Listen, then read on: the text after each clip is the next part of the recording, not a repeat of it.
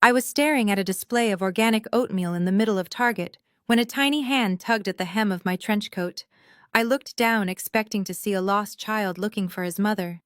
Instead, I saw a little boy, no older than 4, with deep brown eyes that made the blood in my veins run completely cold. They were my brother's eyes. The brother who died 3 years ago and supposedly never had any children. Aunt Lena. The boy whispered, his voice trembling as he clutched my leg. Daddy said you would find me one day. Before I could even process the shock of a stranger knowing my name, the boy reached into the pocket of his denim overalls and pulled out a crumpled photograph. He pressed it into my palm. I stared at the glossy paper, and the sterile fluorescent lights of the supermarket seemed to blur around me. It was a picture of my late brother Marcus. He was smiling, a genuine, unguarded smile I had not seen on his face since we were teenagers, and he was holding this exact little boy as a newborn. But it was not just the photograph that shattered my reality into a million jagged pieces. As the boy looked up at me, a heavy silver chain slipped out from beneath his collar. Dangling from that chain was a teardrop-shaped jade pendant. I knew that necklace. Every person in our family knew that necklace. It was the antique jade pendant my mother Vivian swore was stolen off Marcus's body the night he died in the hospital. Before I continue this story, let me know where you are watching from in the comments below. Hit like and subscribe if you have ever uncovered a family secret that changed everything. I dropped to my knees right there in aisle 7, my hands shaking as I reached out to touch the cool green stone. My mind violently flashed back to the night Marcus passed away. I remembered standing in the stark white hospital corridor listening to my mother wail and scream at the nursing staff. She had put on a theatrical performance of grief, threatening to sue the entire hospital board, claiming some heartless nurse had ripped the family heirloom from her dead son's neck. When I, being a forensic accountant who always looked for logical explanations, gently suggested we check his personal effects bag again, she had slapped me across the face. She had called me a cold, calculating embarrassment who cared more about accounting procedures than her own brother's soul. Yet here was that very same stolen necklace, resting perfectly against the chest of a child who shared my brother's face. "Who gave this to you?" I asked, my voice barely above a whisper. Before the boy could answer, a woman scrambled around the corner of the aisle, her breathing ragged and panicked. She was a beautiful black woman, perhaps a few years younger than my 34 years, but she looked exhausted. Her clothes were rumpled, and as she rushed closer, I noticed a dark, blooming bruise covering her left cheekbone. "Leo, get away from her," the woman hissed, grabbing the boy by the arm and pulling him behind her. She looked at me with wild, terrified eyes like a cornered animal ready to fight for her life. I stood up slowly, keeping my hands visible. "I am not going to hurt you," I said, my forensic training kicking in, keeping my tone steady and analytical, despite the hurricane of confusion inside me. "He called me Aunt Lena. He has a picture of my dead brother, and he is wearing a necklace my mother claims was stolen 3 years ago. You need to tell me exactly who you are right now." The woman froze, her defensive posture faltering as she truly looked at my face. Recognition dawned in her eyes, replacing some of the panic with a desperate kind of relief. "You are Lena," she said, her voice shaking. "The numbers girl, the one they threw away." I flinched. The numbers girl. That was my mother's favorite derogatory term for my career. While my mother Vivian prided herself on her status in the African American high society of Atlanta, hosting lavish church galas and demanding perfection, I had committed the ultimate sin. I had dropped out of law school to become a forensic accountant. I traded the prestigious courtroom for a life of auditing corporate fraud and tracking hidden assets. To my mother, I was nothing but a lowly bookkeeper, a stain on our family's flawless image. She much preferred my younger sister Chloe, the beautiful superficial socialite, and Chloe's white husband Brent, a man who supposedly ran a massive logistics empire and brought the kind of country club status my mother craved. "Marcus told me about you," the woman continued, pulling her son closer to her legs. "My name is Maya. Marcus said you were the scapegoat of the family. He said they treated you like dirt because you refused to play their sick, hypocritical games. But he also said you were the only one with a real moral compass. He said if anything ever happened to him, you were the only one I could trust. If anything ever happened to him, I repeated, my accounting mind latching onto the phrasing.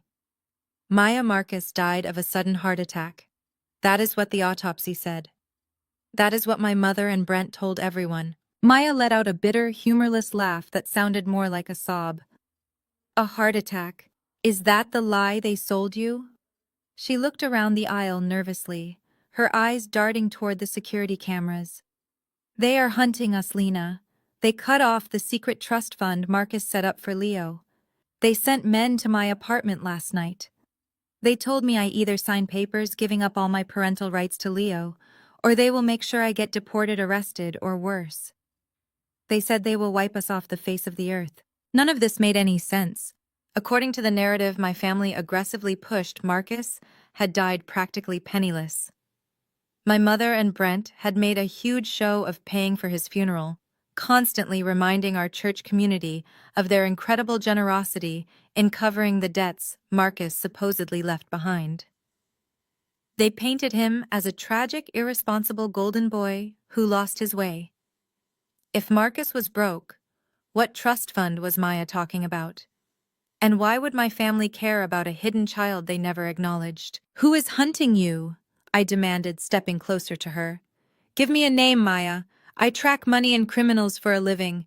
If someone is threatening you, I can dismantle their life by tomorrow morning. Just give me a name. Maya opened her mouth to speak, but a harsh electronic ringing pierced the air. The sound came from the deep pocket of Maya's worn jacket. She flinched as if she had been physically struck, her hands trembling so violently she could barely retrieve the device. When she finally pulled the phone out, the bright screen illuminated the fear etched into her bruised face. I looked down at the caller ID, expecting to see an unknown number, a hired thug, or perhaps a collection agency. Instead, the name flashing across the screen made the breath completely leave my lungs. It was Brent, my arrogant, supposedly elite white brother-in-law. The man who drove a Porsche, wore custom Italian suits, and looked down on me at every family Thanksgiving. The man my mother practically worshipped for elevating our family's social standing. Why is Chloe's husband calling you? I asked, the pieces of a massive, sinister puzzle beginning to form in my mind.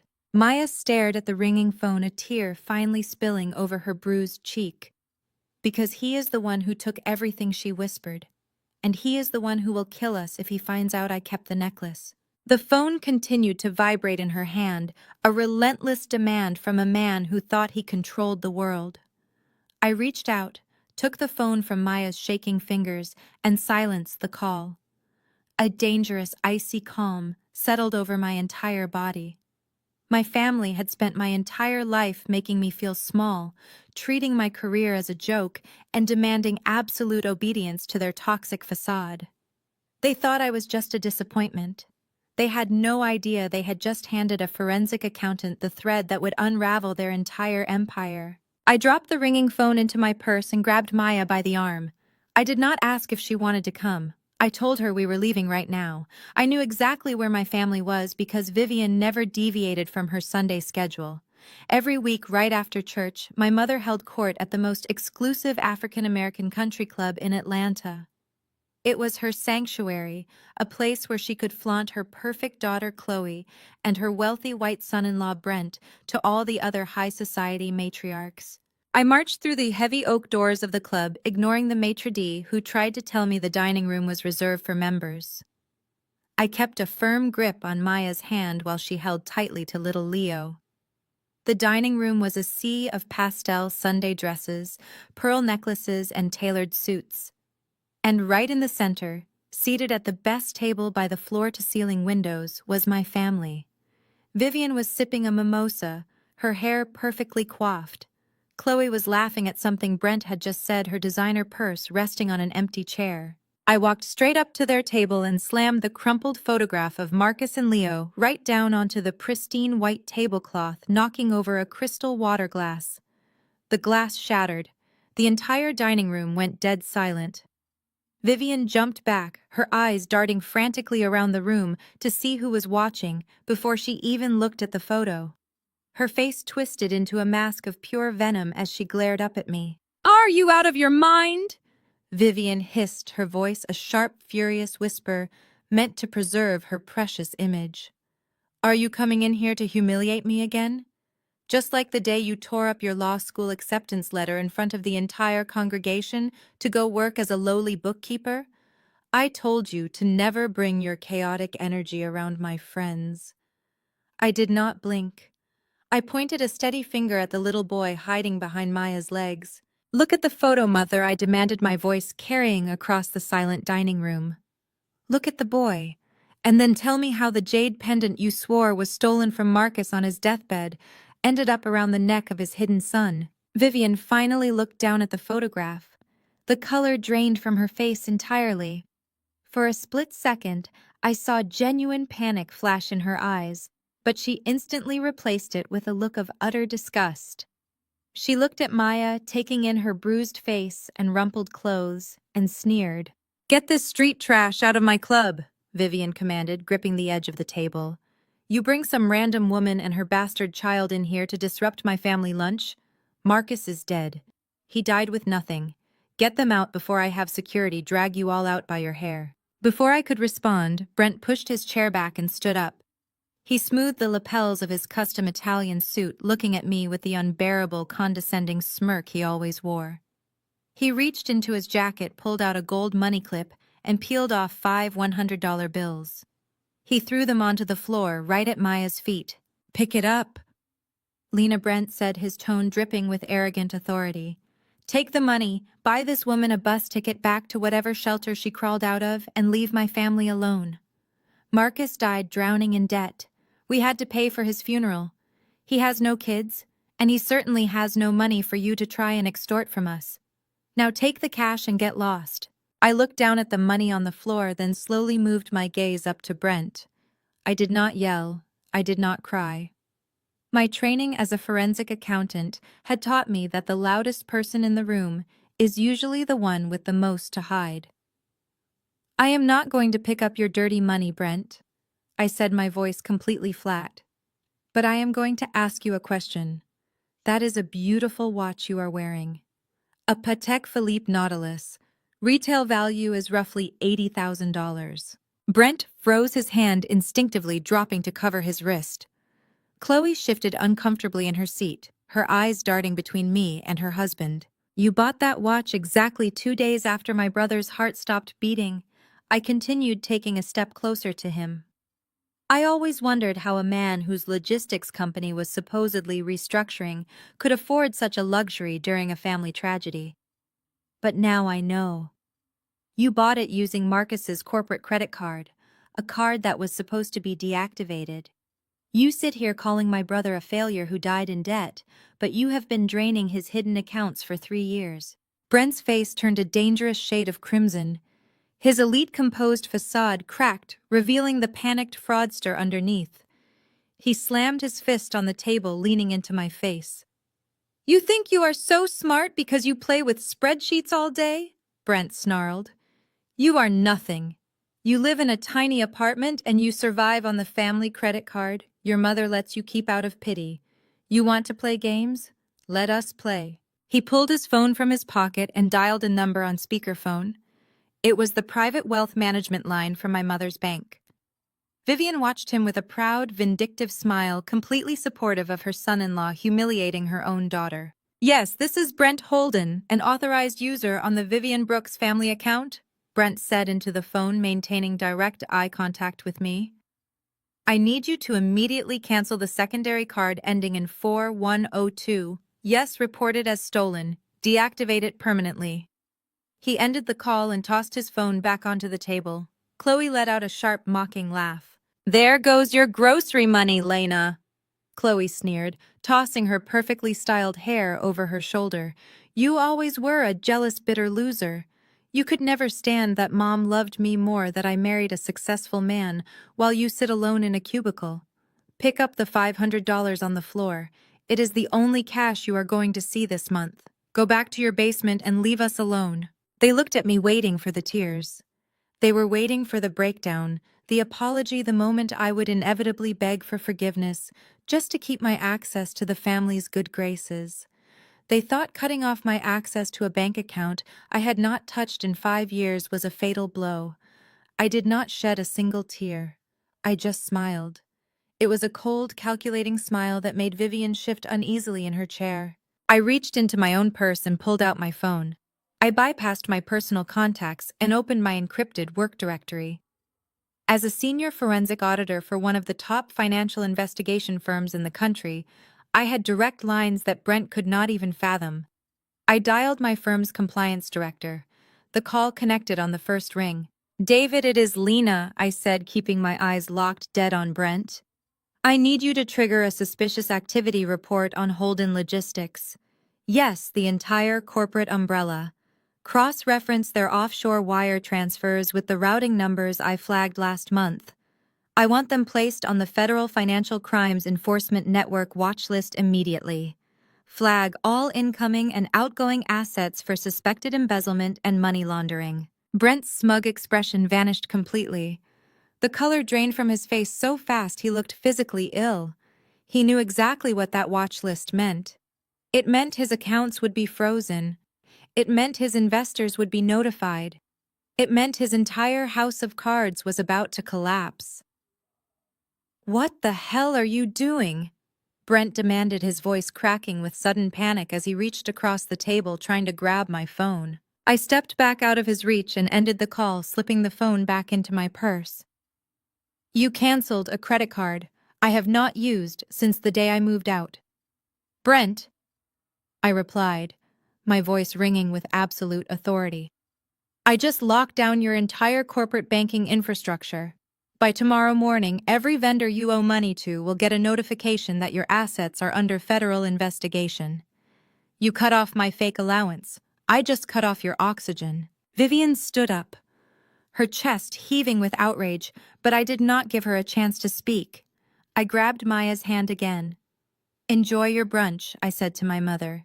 "It is the last meal Brent is going to be able to pay for." Brent stared at me, his chest heaving under his tailored Italian suit. The utter silence of the country club dining room was deafening. The surrounding wealthy patrons had stopped pretending to eat and were openly staring at our table. The arrogant smirk that Brent constantly wore had completely vanished, replaced by a flash of raw, unfiltered panic. He glanced down at the heavy gold Patek Philippe watch on his wrist, as if the metal had suddenly turned red hot and burned his skin. He knew I had caught him. He knew I possessed the exact dates, the exact transaction numbers, and the exact undeniable truth of his theft. But men like Brent, men who built their entire identities on stolen wealth and fragile egos, never surrendered gracefully. They always tried to crush the person holding the mirror. His panic rapidly morphed into explosive, uncontrollable rage. He snatched his smartphone from the pristine white tablecloth, his fingers jabbing violently at the screen. He bypassed the standard customer service numbers and dialed the direct priority line for the private wealth management firm that handled the entire Wilson family portfolio. He aggressively slammed the phone down in the center of the table and pressed the speaker button, ensuring his voice would echo across the dining room for maximum humiliation. A polished professional voice answered immediately, greeting him by name. "This is Brent Holden," he barked, his face turning a dangerous shade of crimson. "I am an authorized director on the Vivian Wilson family trust accounts. I need you to immediately execute a total freeze on the secondary platinum card ending in 4102. Yes, right this second. The cardholder is cut off from all family assets, effective immediately. Decline any pending transactions, cancel the line of credit, and flag the card as unauthorized. Lock her out completely." He ended the call with a vicious swipe of his finger, breathing heavily, his chest puffed out in a desperate display of dominance. He looked up at me, expecting to see terror. He expected to see the rebellious daughter finally broken, begging for access to the very lifeline she needed to survive. For my entire life, my mother Vivian had weaponized money. She used financial support as a psychological leash to control her children.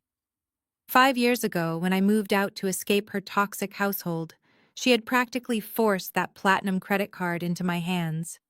She claimed it was for emergencies, a motherly gesture of care. But the reality was far more sinister. Vivian used the monthly statements as a tracking device. She monitored every grocery store I visited, scrutinized the modest restaurants I frequented, and used those purchases to mock my lifestyle at every family gathering. It was a digital tether designed to remind me that I was never truly independent, that I was always just one frozen account away from absolute ruin. Chloe clapped her hands together, a sharp, piercing sound that cut through the heavy tension in the air. She leaned forward, sipping her mimosa, acting like a victorious queen looking down at a peasant. "Well, there it is," Chloe sneered, tossing her perfectly styled hair over her shoulder. "Are you happy now, Lena? You marched in here trying to play the hero for some random street woman and her little brat, and all you managed to do was bankrupt yourself in under 5 minutes. That is exactly what happens when you turn against your own blood. You have always been a bitter, jealous loser. You could never stand the fact that Mom loved me more, that I married a man who actually built a massive logistics empire, while you sit in a tiny, depressing cubicle crunching numbers for a living." Chloe stood up, pointing a manicured finger at Maya, who was holding Leo tightly against her legs. "Look at you," Chloe continued, her voice dripping with classist disgust. "You have absolutely nothing. You do not even own a car that runs properly. How are you going to pay your rent tomorrow? Are you going to move this pathetic woman and her kid into your miserable little basement apartment? Pick up those $100 bills Brent threw on the floor. It is the only cash you are going to see this month. Grab the money, crawl back to your basement, and leave us alone." Vivian smoothed her napkin, looking at me with pure, unadulterated disdain. "Your sister is entirely correct. You brought this disaster entirely on yourself.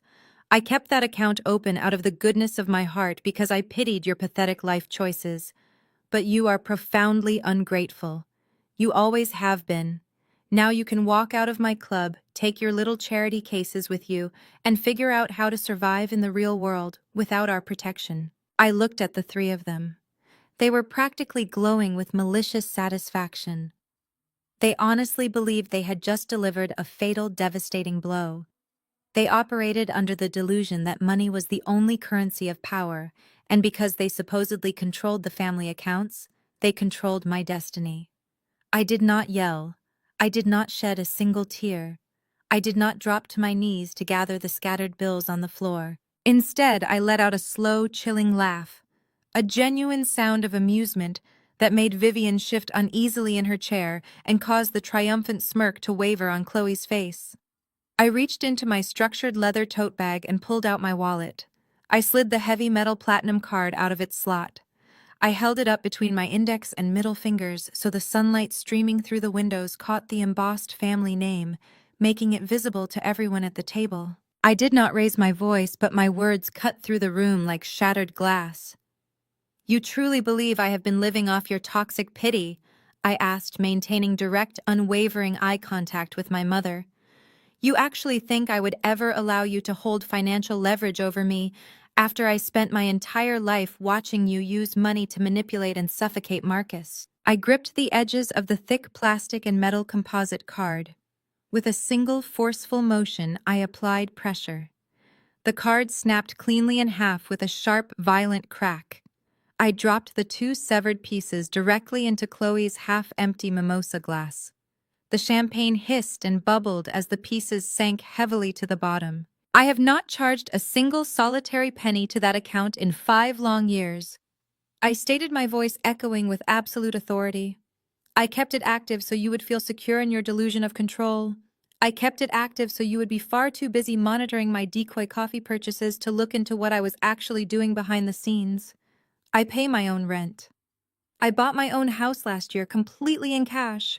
I do not need your dirty money, and I certainly do not need your permission to exist." Brent scoffed loudly, crossing his arms over his chest in a feeble attempt to regain control of the narrative.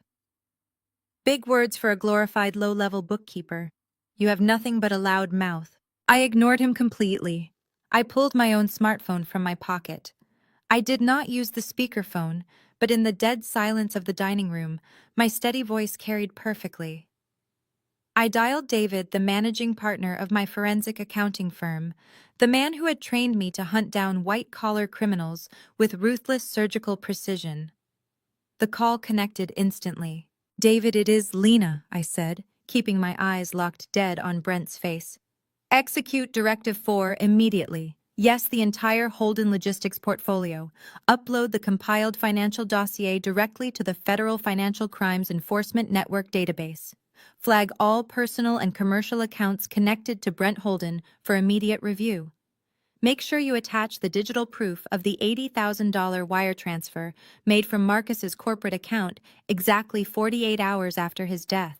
I lowered the phone and slid it back into my pocket. I watched as the remaining color completely drained from Brent's face. The smug arrogance was obliterated, replaced by a chalky, sickly pallor. His eyes widened with a profound terror he could no longer mask behind his expensive suit.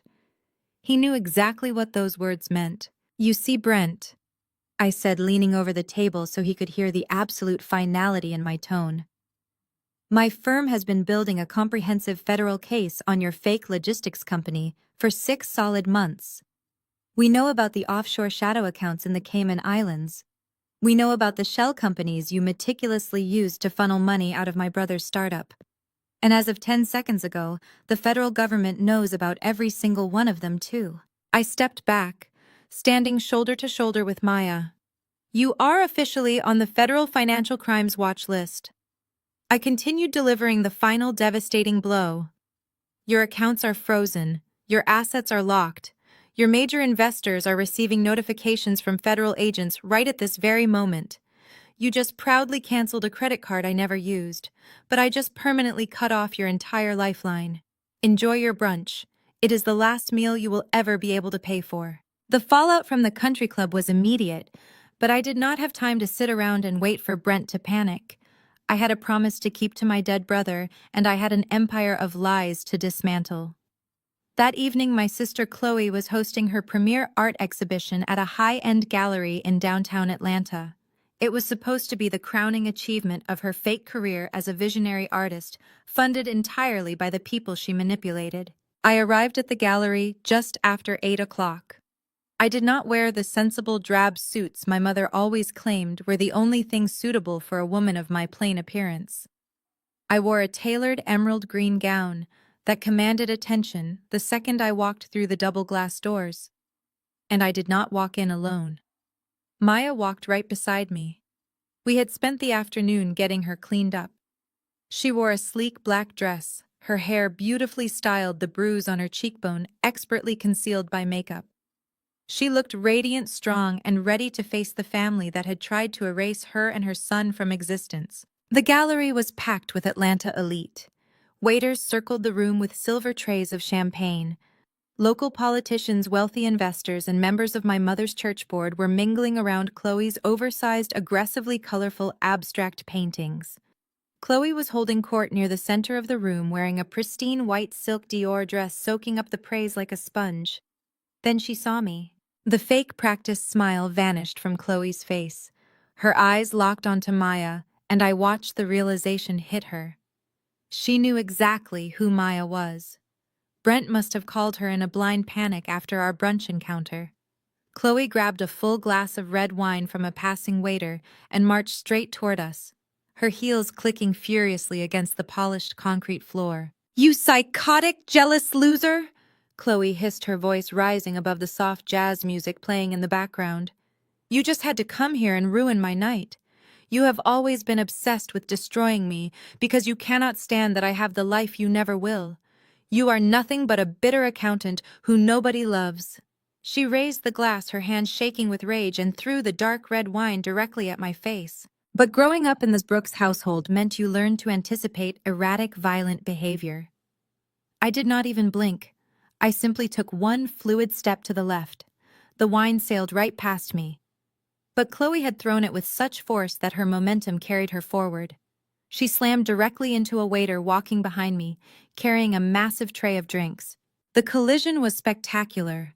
The tray tipped, and a dozen glasses of red wine and sticky champagne cascaded downward, pouring entirely over Chloe. The dark liquid instantly stained her expensive white Dior dress, soaking it through and leaving her looking like a dripping, humiliated mess. The entire gallery gasped. The jazz music seemed to fade away as dozens of wealthy patrons turned to stare at the socialite standing in a puddle of ruined alcohol and shattered glass. Chloe shrieked, looking down at her ruined dress in absolute horror. "You did that on purpose!" she screamed, pointing a trembling wine-stained finger at me. "Someone call security and get this trash out of my gallery right now." I ignored her screaming. I calmly stepped around the puddle of glass and walked straight toward the centerpiece of the entire exhibition. It was a massive, chaotic canvas, hanging on the back wall, illuminated by a spotlight. Next to the painting was a small gold plaque with a bright red sticker indicating it had already been purchased. I turned to face the crowd, raising my voice just enough to carry across the silent staring room. "It is absolutely fascinating how your art career suddenly skyrocketed 3 years ago, Chloe," I said, my voice echoing off the gallery walls, right around the exact time our brother Marcus died. Brent came rushing through the crowd, his face sweating profusely, looking like a man who was moments away from a massive heart attack. He grabbed Chloe by the arm, trying to pull her away, but she was too busy glaring at me to move. I stepped closer to the gold plaque and tapped it with my fingernail. "This piece sold tonight to an anonymous collector for $150,000, I announced to the room. A remarkable achievement for a self-taught artist. But as a forensic auditor, I have a natural curiosity about anonymous wealth. So I pulled the gallery transaction records an hour ago." I reached into my clutch and pulled out a folded printout, holding it up for the closest guests to see. Several members of my mother's church board were standing just a few feet away, their expressions shifting from confusion to deep concern. "The routing number used to purchase this painting," I continued, my voice steady and lethal, "is registered to the Grace Fellowship Community Outreach Fund, the exact same church charity fund that our mother Vivian Brooks manages." A collective gasp rippled through the crowd. The church board members exchanged horrified glances. I looked directly at my sister, whose mouth was opening and closing with no sound coming out. "Did you honestly think nobody would notice, Chloe?" I asked, dropping the volume of my voice so the absolute disdain was clear. "Did you think I would not trace the money? You are not a successful artist.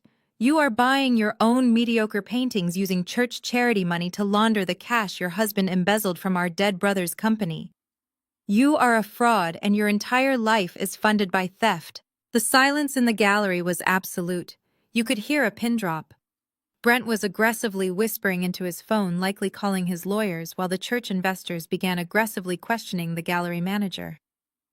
I had just detonated a financial bomb in the middle of their perfect high society world, and the blast radius was inescapable. I turned to Maya, giving her a reassuring nod. We had done what we came to do.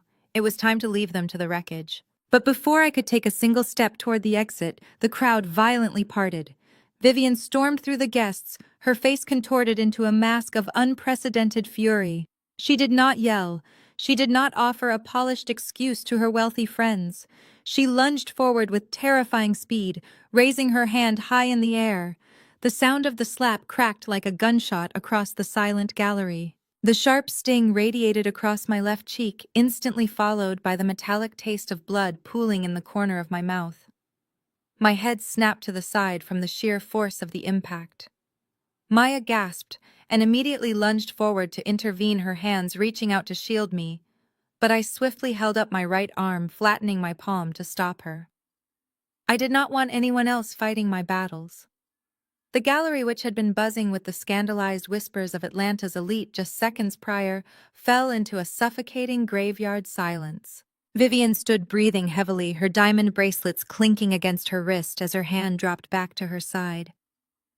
But my mother was a master manipulator, and she knew the optics of what she had just done were terrible. So right in front of the horrified church board members and the wealthy investors she spent her life trying to impress, Vivian executed the most flawless, sickening pivot I had ever witnessed. Her features crumpled, her eyes filled with rapid, manufactured tears. She brought a trembling hand to her chest, clutching her pearls as if she were the one who had just been assaulted. "Look at what you have reduced me to!" Vivian cried out, her voice echoing with a perfectly calibrated theatrical sob. She turned to the crowd, casting her gaze toward the wealthiest patrons in the room, playing the tragic victim to perfection. Please, everyone, you must forgive my daughter. She is sick. She is a deeply troubled, rebellious girl who has spent her entire life trying to tear this family apart out of sheer spite. Chloe, still dripping with red wine and champagne, stepped up beside her mother, nodding vigorously. Brent hovered behind them, his face pale, but clearly relieved that Vivian was taking the heat off his financial crimes. She is obsessed with ruining us.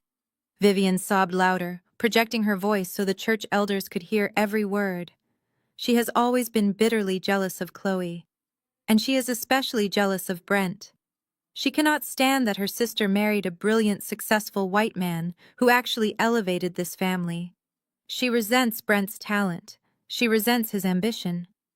She is trying to destroy a good man's reputation tonight simply because she is a miserable, lonely accountant who could never land a husband of his caliber.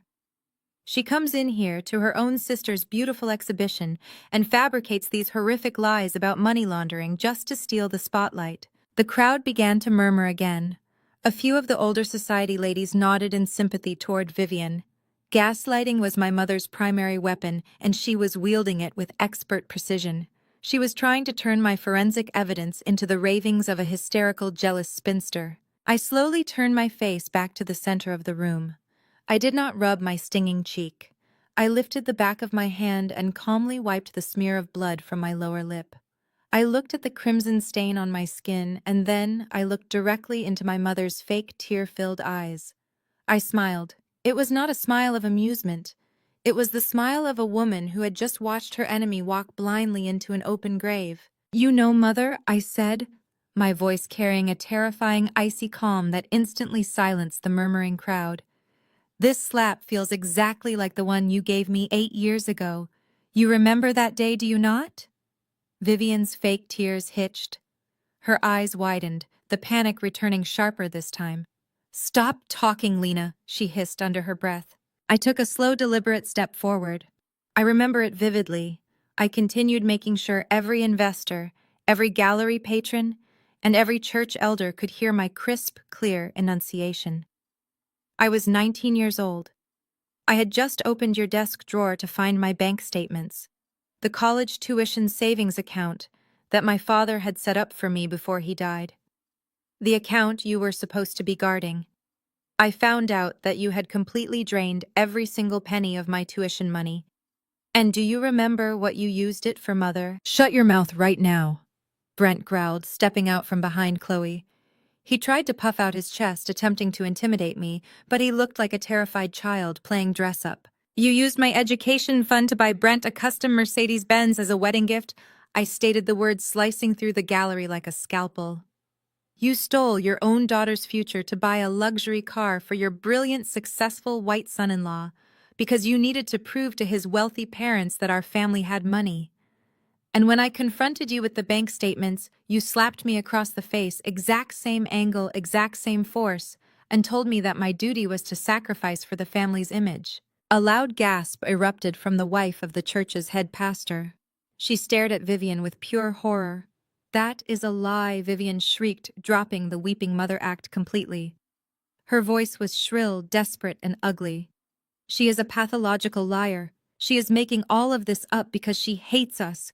Brent is a millionaire. He did not need a car from me. She hacked into our accounts. She is a criminal. Call the police. Arrest her." I let her scream.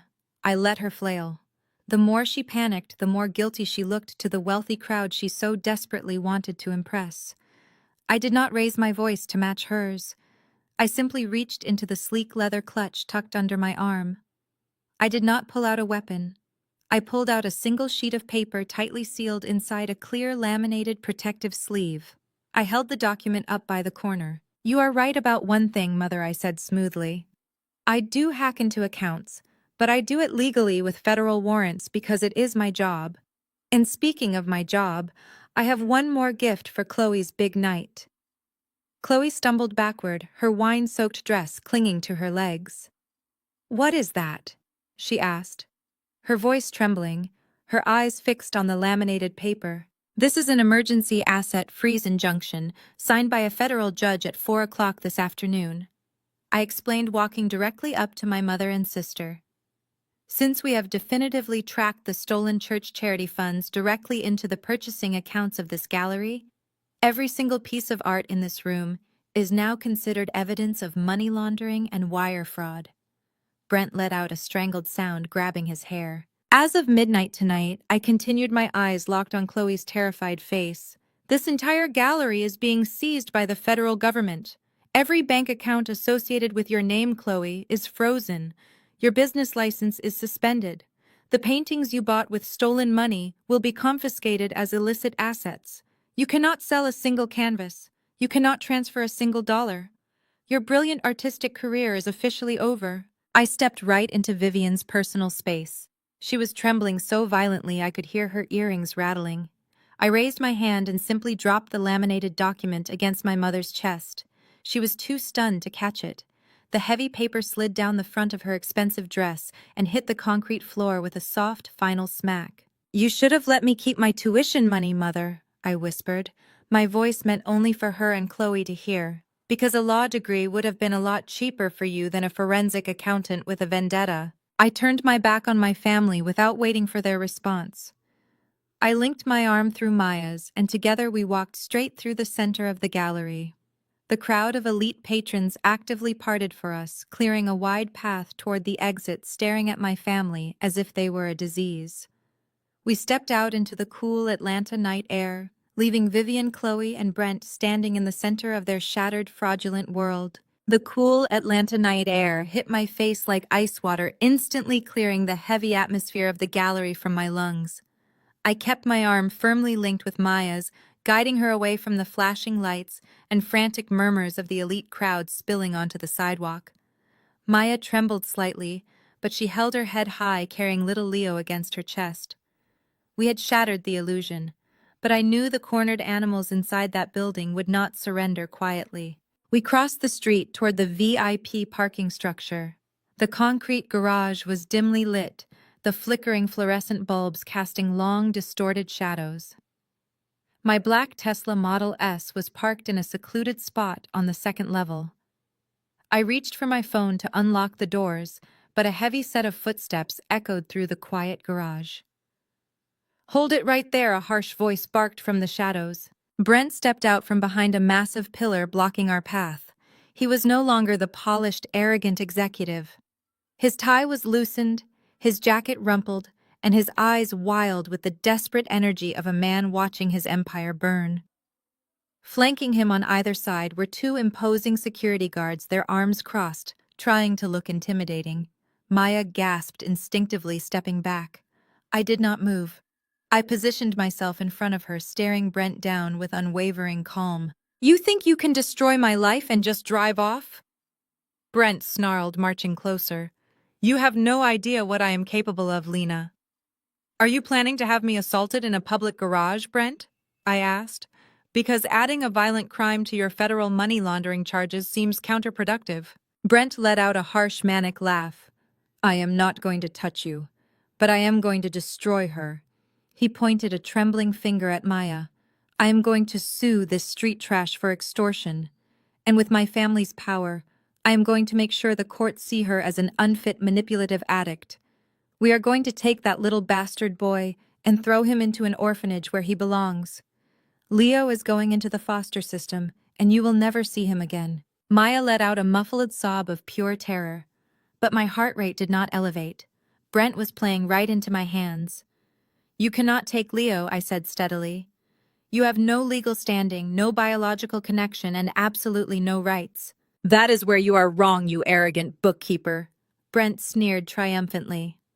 He reached into his jacket and yanked out a folded piece of heavy parchment paper, thrusting it into the air. "This is a legally binding child custody authorization. It was signed by Marcus himself right before he died.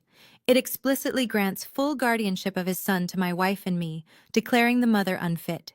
We have the legal right to take him right now." He shoved the paper closer, expecting me to crumble. He forgot one crucial detail. I was a senior forensic auditor. My entire existence revolved around finding the invisible flaws in forged documents. I did not panic. I pulled out my phone, turned on the bright LED flashlight, and grabbed the edge of the paper. I scanned the text, my eyes jumping past the legalese directly to the signatures and the notary stamp at the bottom of the page. I stared at the blue ink, and then I started to laugh. It was a cold, mocking laugh that echoed loudly against the concrete walls. Brent's smirk wavered. "What is so funny?" he demanded, his voice cracking with sudden uncertainty. I shook my head, shining the flashlight directly into his panicked eyes. "Brent," I whispered, dripping with condescension. "I always knew you were arrogant, but I never realized you were this profoundly, unbelievably stupid." "What are you talking about?" he yelled, trying to snatch the paper back. "Marcus died in November of 2023, I stated clearly, tapping my manicured nail against the embossed blue seal. "But you used a notary public whose commission seal is clearly registered and dated for January of 2024. Brent froze. The blood drained from his face. The two security guards exchanged confused, uneasy glances. "You forged a dead man's signature," I continued, my voice ringing with lethal authority.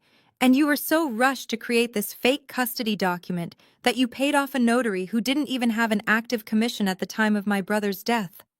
This stupid piece of evidence did not just fail to scare me, Brent. It just secured you an automatic 5 years in federal prison for document forgery, right on top of the decades you will serve for embezzlement." Brent stared at the notary seal, his mouth opening and closing like a suffocating fish. The reality of his colossal mistake crashed down on him. The sheer, overwhelming panic finally shattered his remaining sanity.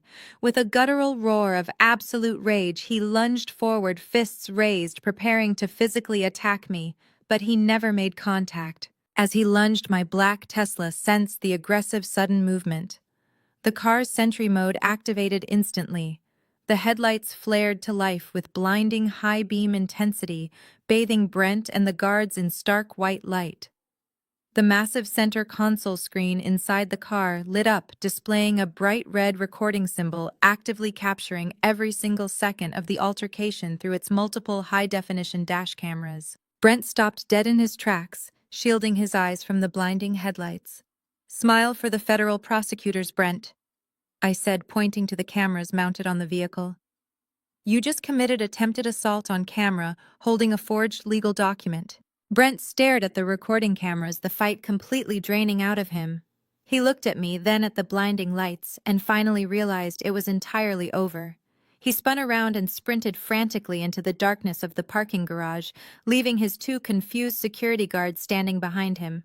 I unlocked the car, ushering Maya and Leo into the safety of the back seat, knowing the war was finally won. I pulled the Tesla out of the parking garage and merged onto the bustling Atlanta highway, leaving the flashing lights of Chloe's ruined art exhibition far behind us.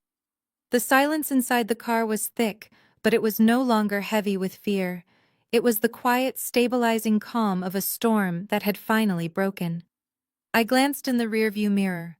Maya was holding Leo tightly against her chest, her eyes wide as she watched the city lights blur past the tinted windows. She had spent the last 3 years running from the shadow of my family, terrified of the power Vivian and Brent wielded. Tonight she had watched me dismantle that power in under 10 minutes.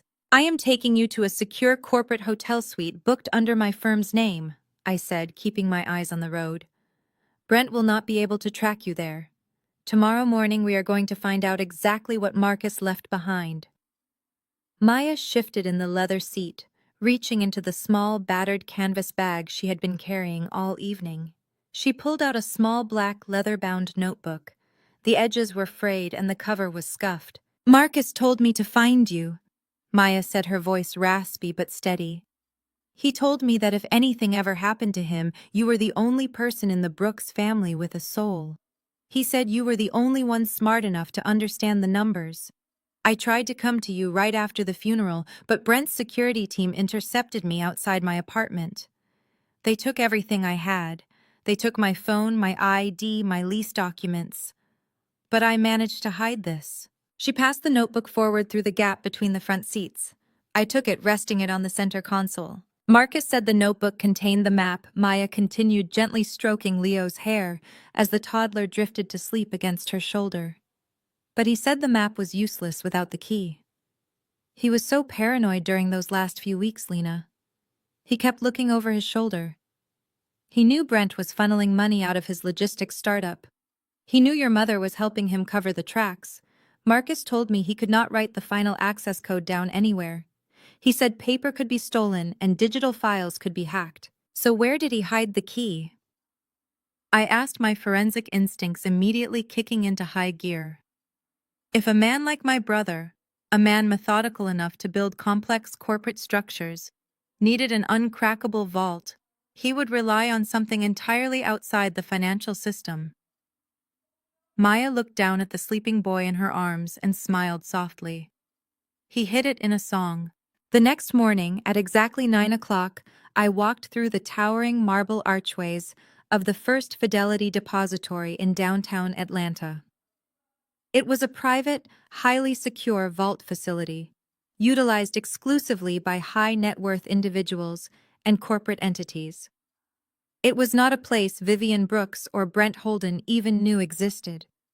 I walked straight up to the heavily armored reception desk, flashing my corporate auditing credentials alongside Marcus's death certificate and the black leather notebook. The vault manager, a stern man in a tailored gray suit, examined the paperwork with practiced scrutiny. He led Maya, Leo, and me down a quiet, heavily carpeted corridor, through a massive steel biometric door, and into a private viewing room lined with thousands of sleek titanium boxes. Box 814, the manager said, stopping in front of a specific panel. Your brother paid for a 50-year lease on this deposit box in cash. However, as per his strict security directives, the physical key is only the first step. The box is equipped with a secondary 6-digit voice-activated numeric lock. If the incorrect code is entered 3 times, the box permanently locks down and the contents are incinerated. The manager stepped back, crossing his hands behind his back. You have 3 attempts, Ms. Brooks. I looked at the digital keypad mounted flush against the titanium door. I turned to Maya. She knelt down on the soft carpet, bringing herself eye level with her son. Leo was clutching a small toy car I had bought him that morning, looking around the giant steel room with wide, curious eyes. Leo, sweetheart, Maya whispered, her voice gentle and encouraging. Do you remember the counting song Daddy used to sing to you every night before bed? The one about the spaceships? Leo blinked, dropping his toy car. He looked at the steel boxes, then up at his mother. He gave a small, enthusiastic nod. Can you sing it for Aunt Lena? Maya asked, pointing toward the keypad. Leo took a tiny step forward. He looked directly at the digital microphone embedded in the steel door and opened his mouth. His small, sweet voice echoed in the cold, metallic room. 4 little spaceships flying to the moon. Leo sang, stumbling slightly over the words but maintaining the exact rhythm his father had taught him. 9 shiny stars shining in my room. 2 little comets flying way up high. 7 big planets in the endless sky. 1 little boy going fast asleep. 1 daddy loving him across the deep. 4, 9, 2, 7, 1, 1. The digital keypad flashed a brilliant solid green.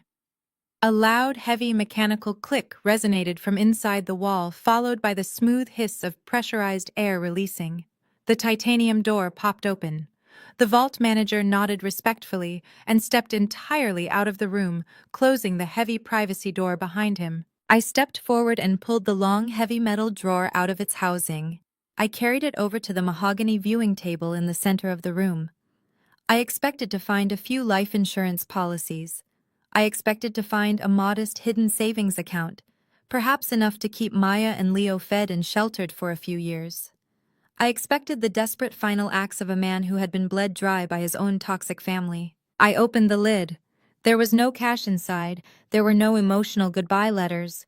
There was only a single thick stack of legal documents bound in heavy black leather and a secure encrypted silver flash drive. I pulled the documents out and laid them flat on the table. As a senior forensic auditor, I spent my life reading the hidden language of money. I knew how to trace shell corporations, how to unmask dummy accounts, and how to track offshore wires. I flipped open the first page, my eyes scanning the dense legal terminology, moving rapidly down to the asset declaration schedules. My breath caught in my throat. I stared at the numbers printed on the page, completely paralyzed. Lena, Maya asked, stepping closer, her voice laced with sudden worry. What is it? What did he leave us? Is it bad? I slowly looked up from the paper, staring at Maya with absolute, unadulterated shock. For my entire life, Vivian and Chloe had mocked Marcus. They called him a pathetic failure. They humiliated him at every Sunday dinner because his logistics company was supposedly drowning in debt. Brent had paraded around like a conquering king because he managed to embezzle $80,000 from Marcus's corporate accounts, thinking he was cleverly picking the meat off a dying carcass. They were all wrong. They were so spectacularly, historically wrong. Marcus was not bankrupt, I whispered, my voice shaking as I traced my finger over the official Federal Patent Registry documents. His logistics trucking company was a complete decoy. It was a shell operation designed specifically to fail. He built it solely to keep Vivian and Brent distracted while he worked on his real project in secret. I flipped to the second page, pointing to the corporate acquisition contracts. Marcus was the anonymous architect of a revolutionary artificial intelligence, predictive modeling software, I explained, looking at Maya, who was staring at me in total disbelief. It is an algorithm designed to optimize global shipping routes. He patented the intellectual property under a blind LLC, and exactly 3 months before his heart gave out, he sold the exclusive licensing rights to a multinational tech conglomerate. I turned to the final financial declaration page. The purchase price was $50 million. I stated the words, feeling incredibly heavy in my mouth. Marcus died a multimillionaire. He was wealthier than Brent, Chloe, and Vivian combined. He knew exactly how toxic and greedy our mother was. He knew Brent was a predator waiting to strike. So he played the fool. He let them mock him. He let them steal the decoy pennies so they would never come looking for the actual gold. Maya covered her mouth with both hands, a silent sob racking her shoulders as she looked down at the documents. Marcus orchestrated his own financial disappearance to protect the two people he actually loved. I turned to the final, thickest packet of papers in the box. The legal trust framework. Marcus had taken the entire $50 million and locked it inside an ironclad, impenetrable blind trust. It was a financial fortress. Vivian could not touch it. Brent could not sue for it. Chloe could not even perceive it. The sole uncontested beneficiary of the $50 million fund was Leo. But a minor cannot control a trust. A blind trust requires an executor, a trustee, who holds the ultimate discretionary power to manage the assets, distribute the wealth, and legally crush anyone who attempts to challenge the estate. I flipped to the final page, looking for the name of the corporate lawyer Marcus had hired to manage the empire. There was no lawyer listed. The designated trustee. The person granted absolute dictatorial financial control over the $50 million estate was written in bold black ink. Lena Brooks. I stared at my own name on the page. My mother had spent her entire life trying to control me with a pitiful allowance and a fake platinum credit card. Brent had tried to destroy me by canceling my grocery money. They thought they held the power. They thought they owned the world. I slowly closed the leather folder. I looked at Maya, who was wiping tears from her cheeks, and then I looked at Leo, who was happily rolling his toy car across the mahogany table. I was no longer just a forensic accountant hunting down Brent's pathetic embezzlement schemes. I was the executor of an empire.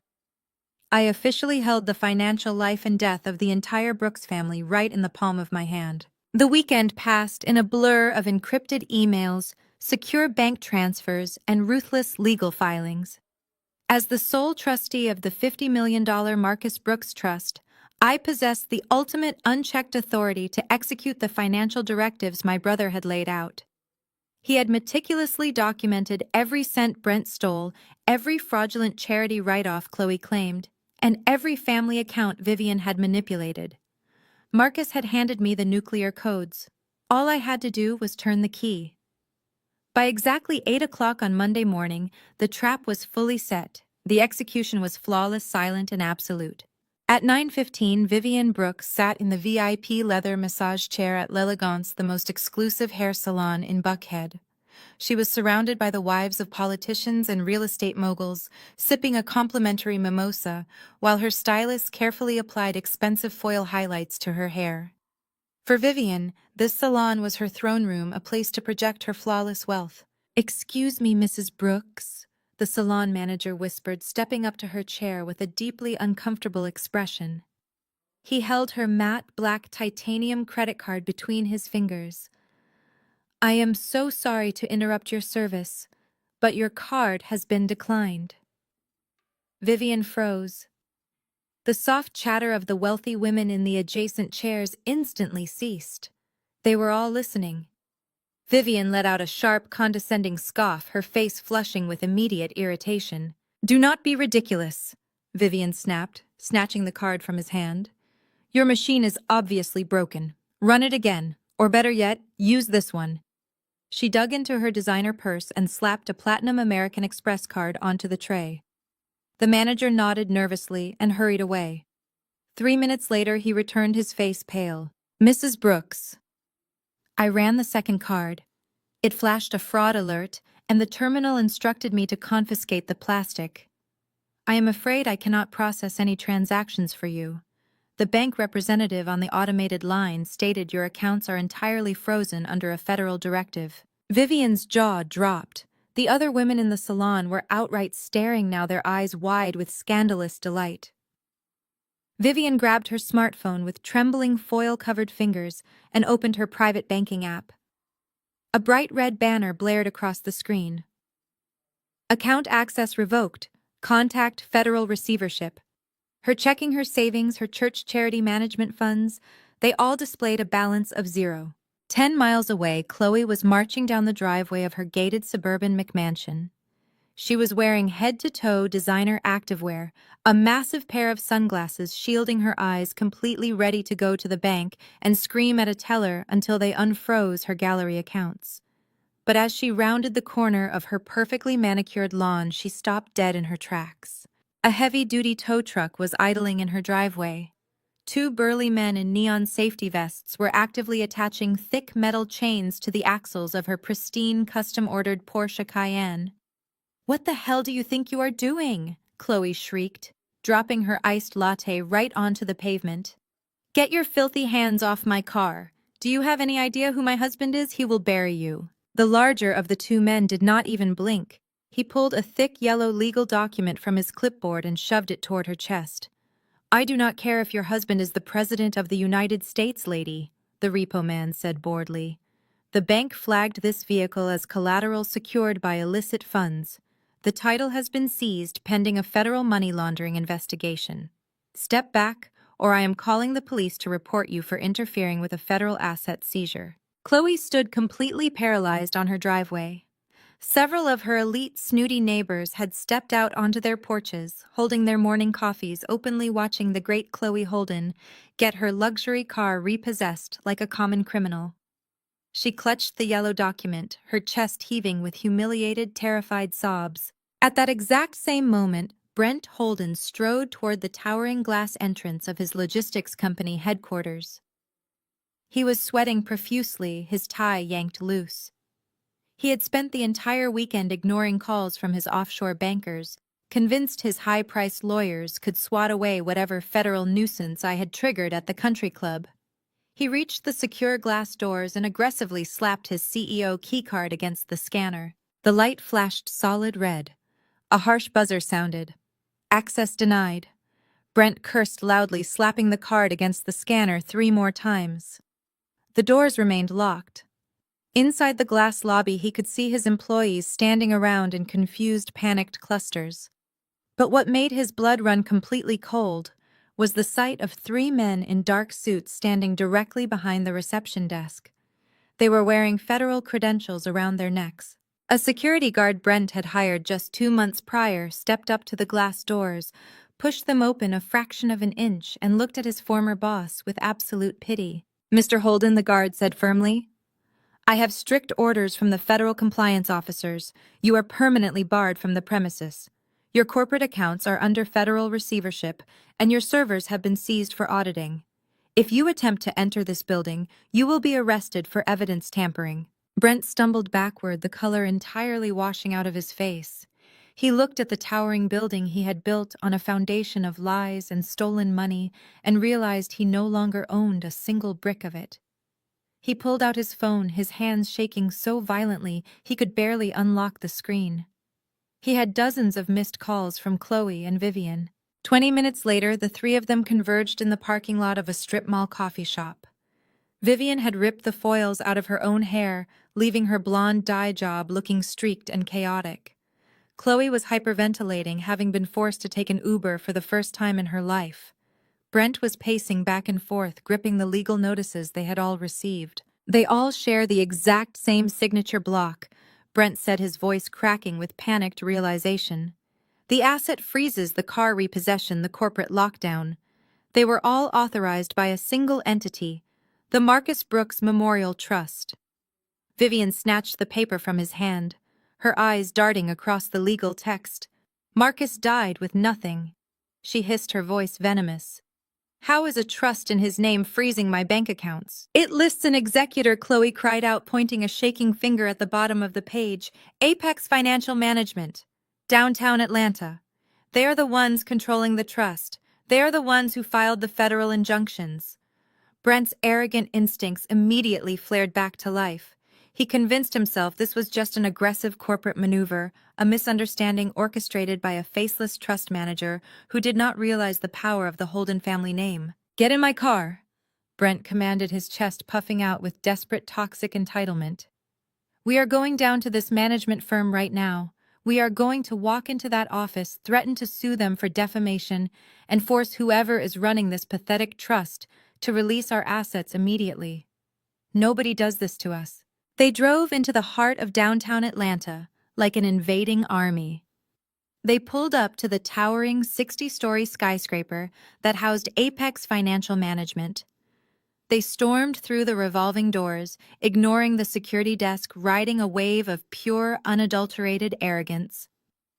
They packed into the elevator, watching the numbers climb all the way to the 40th floor. The elevator doors slid open to reveal a massive, ultra-modern reception area. Vivian marched straight past the stunned receptionist, throwing the glass security doors open and leading Brent and Chloe down the hallway toward the corner executive suite. The gold lettering on the heavy mahogany doors read, Chief Executive Trust Manager. Brent kicked the door open without knocking. Listen to me very carefully, Brent barked, storming into the vast, sunlit office. You have exactly 3 seconds to lift the illegal freezes on my company and my family's accounts before I have you thrown in federal prison for targeted financial harassment. The office was breathtaking, with floor-to-ceiling windows overlooking the entire Atlanta skyline. Behind a massive slab of polished marble that served as a desk, a high-backed leather executive chair was facing the windows, turned completely away from the door. At the sound of Brent's voice, the leather chair slowly began to swivel around. I sat comfortably in the center of the chair, dressed in a sharp, immaculate black power suit. I uncrossed my legs and took a slow, deliberate sip from the porcelain espresso cup in my hand. I lowered the cup to the saucer, letting the delicate clink echo in the dead silence of the room. I looked at the three of them, taking in their disheveled clothes, their panicked eyes, and their utter, profound shock. Good morning, family, I said, a slow, razor-sharp smile spreading across my face. Please take a seat. We have a lot of money to discuss. Vivian stared at me, her face cycling rapidly through shades of chalky white and mottled red. For a long-stretched moment, the sheer impossibility of the situation seemed to short-circuit her brain. Then the denial set in, violent and loud. She lunged forward, slamming her designer handbag onto my immaculate marble desk. You psychotic, jealous little girl! Vivian screamed, her voice shrill enough to rattle the floor-to-ceiling windows. She leaned over the marble surface, her eyes wide with a manufactured theatrical rage. You think this is funny? You think you can just break into a financial management firm, sit in an executive chair, and pretend you have any power over us? I am calling the police right now. I am going to have you arrested for cyber terrorism. You hacked into their servers. You hijacked our bank accounts. You are a common criminal, Lena, and I am going to make sure you are locked away for the rest of your miserable life. Chloe stood trembling near the heavy mahogany door, clutching her empty designer purse against her chest like a protective shield. She looked frantically between her mother and me, the reality of her repossessed Porsche and frozen gallery funds tearing away her usual arrogant facade. "Make her fix it!" "Mom," Chloe whimpered, her voice cracking with desperation. "Make her give my car back. My gallery is completely locked down. I have vendors calling me. I have artists threatening to sue. She has to fix this right now or I am ruined." Brent ignored both of them. His survival instincts had kicked in, but they were entirely misguided. He paced the length of the expensive Persian rug, his chest heaving as he yanked his smartphone from his pocket. His thumbs aggressively jabbed at the screen. "I am not playing these childish games with a glorified bookkeeper," Brent snarled, pressing the phone to his ear. "I am calling Harrison. We are going to bury you in so many lawsuits you will not see daylight until you are 80. You just committed federal wire fraud, Lena. Harrison will have a judge throw you in a holding cell before lunch. You messed with the wrong man." I leaned back in the high-backed leather chair, steepled my fingers, and watched them flail. I did not raise my voice. I did not exhibit a single ounce of anger. I let them exhaust their manic energy, watching them drown in the rising tide of their own inevitable destruction. The silence from my side of the desk was infuriating to them. It was a mirror reflecting their absolute lack of control.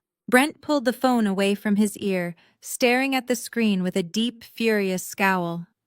The call had gone straight to voicemail. He dialed again, pressing the phone back to his ear, his pacing growing more frantic. He waited. He cursed under his breath. He hung up and dialed a third time, pacing faster across the rug. I took a slow, deliberate sip of my espresso, letting the rich, dark flavor settle on my tongue. I gently placed the delicate porcelain cup back onto its matching saucer with a soft, final clink. "Your lawyer just filed his resignation this morning, Brent," I stated calmly. Brent froze mid-step. The phone slipped slightly in his sweaty grip. He stared at me, the color rapidly draining from his face, leaving behind a sickly grayish pallor. I smiled, leaning forward to rest my forearms on the cool surface of the marble desk. "Harrison is a shark, but he is a smart shark." I continued, my voice carrying a terrifyingly even conversational tone. "I sent a courier to his office at 6 o'clock this morning with a beautifully bound portfolio. It contained the tracing numbers of the $80,000 you siphoned from Marcus's company, the fraudulent invoices Chloe used to launder it through her art gallery, and the wire transfer logs showing the money landing in Vivian's offshore accounts." When Harrison saw the undeniable hard-coded digital trail, he realized defending you would result in his own disbarment. He dropped you as a client an hour ago. You are entirely alone. Vivian gasped, stepping back from the desk as if the marble had suddenly burned her. Her hands flew to her mouth. "Mother," I said, shifting my gaze to the woman who had spent my entire existence making me feel infinitely small. "I remember a specific conversation we had at the country club 3 years ago. Do you recall it? You were drinking a mimosa, telling your wealthy friends that my profession was nothing but a lowly snooper. You called me a pathetic pencil pusher.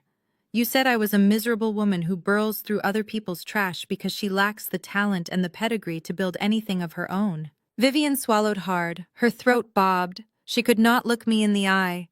"Guess what?" I asked, tilting my head slightly. "This lowly, pathetic pencil pusher just legally locked down $50 million of Marcus's hidden assets. I am the sole, unchallengeable executor of the blind trust. I control every single penny Marcus left behind. I control the funds you desperately need to maintain your fake, hollow lifestyle." I stood up, smoothing the front of my suit jacket, and walked slowly around the desk. I stopped right in front of Brent, forcing him to look at me. The arrogant, condescending executive who had belittled me at family dinners for years was now visibly shaking. Sweat beaded on his forehead, rolling down his temples and soaking into the collar of his expensive dress shirt. "And as for that desperate, pathetic stunt you pulled in the parking garage last night," I whispered, my eyes locked onto Brent's terrified gaze. "That forged custody document you tried to use to steal Leo. The one with the fake notary seal." Brent took a step backward, his breath coming in short, erratic gasps. That document, along with a comprehensive forensic timeline of your embezzlement, is already sitting on the desk of the director of the FBI at the Atlanta branch. I said, delivering the final, fatal blow. I triggered the federal injunctions at midnight. They are coming for you, Brent. They are coming for your house, your accounts, and your freedom. You are going to federal prison. The silence that followed was absolute. The reality of the situation finally breached the thick walls of Brent's denial. He was not just broke, he was a wanted man. The sheer magnitude of his incoming ruin shattered his carefully constructed facade. The sophisticated, successful businessman vanished, replaced by a cornered, vicious animal. Brent began to sweat profusely. He ran his shaking hands through his perfectly styled hair, ruining it. His eyes darted around the room, looking for an exit, looking for a scapegoat, looking for anyone to absorb the blame for his catastrophic failure. He slowly turned his head to look at Chloe, who was weeping silently by the door. Then he looked at Vivian. His expression twisted into a mask of pure, unadulterated disgust. "This is your fault!" Brent roared, his voice cracking with panic and rage. He pointed a trembling finger directly at Vivian's face. "You brought me into this. You told me Marcus was a moron. You told me his company was bleeding cash and that no one would notice a few missing invoices. You told me you had it all under control." "Brent," Vivian stammered, stepping back, her hands raised defensively. "Keep your voice down. We can figure this out. We can negotiate with Lena. We can make a deal." "Negotiate?" Brent screamed, his face turning a dangerous shade of crimson. "There is no negotiation. She gave the files to the feds. My life is over because I listened to a washed-up, greedy old woman who could not even afford her own hair appointments." "Brent!" Chloe cried out, stepping between her husband and her mother. "Stop it. You are scaring me. We are family. We have to stick together. We have to." "Family?" Brent spat the word out as if it were poison. He turned his vitriol entirely onto Chloe, his eyes blazing with a vile, deeply ingrained bigotry that he had always kept hidden beneath his polished exterior.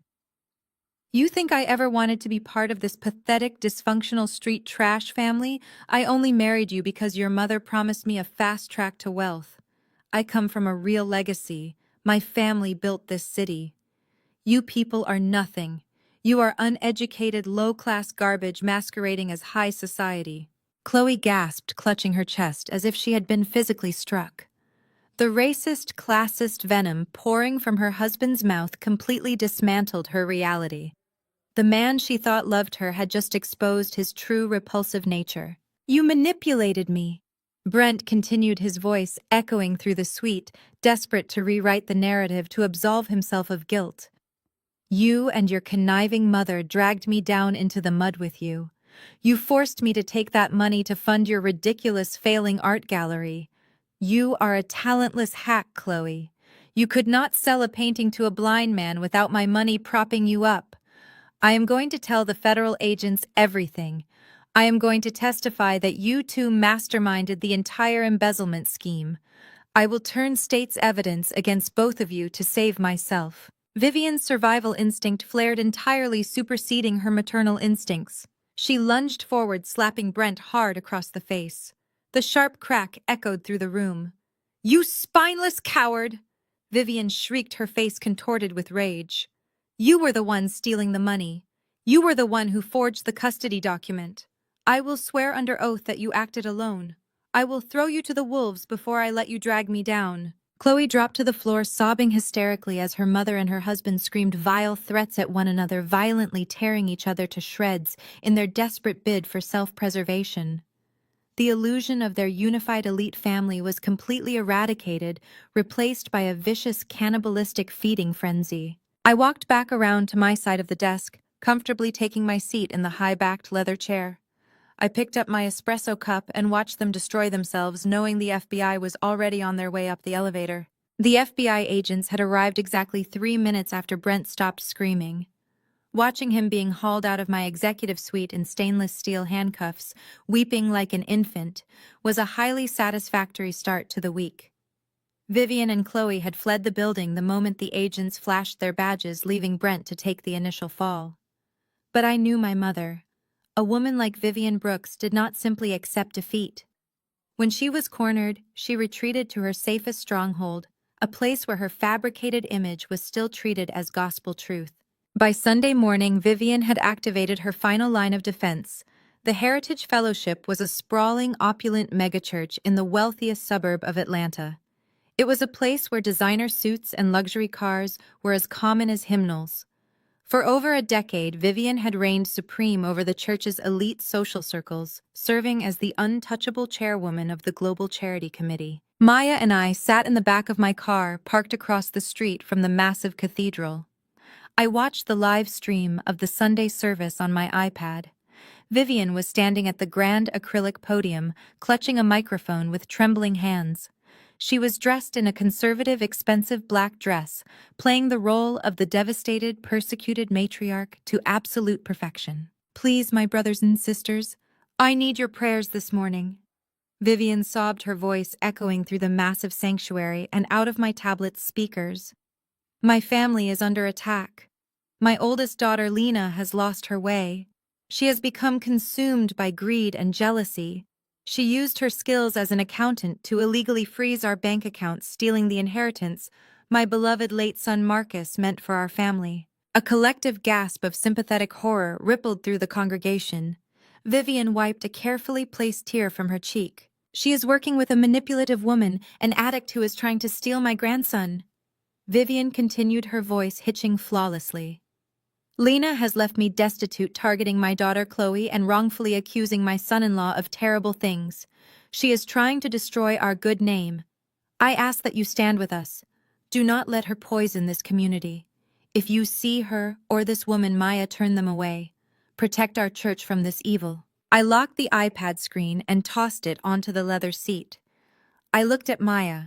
She was pale, but her jaw was set with quiet determination. "Are you ready to show them what real evil looks like?" I asked. Maya nodded.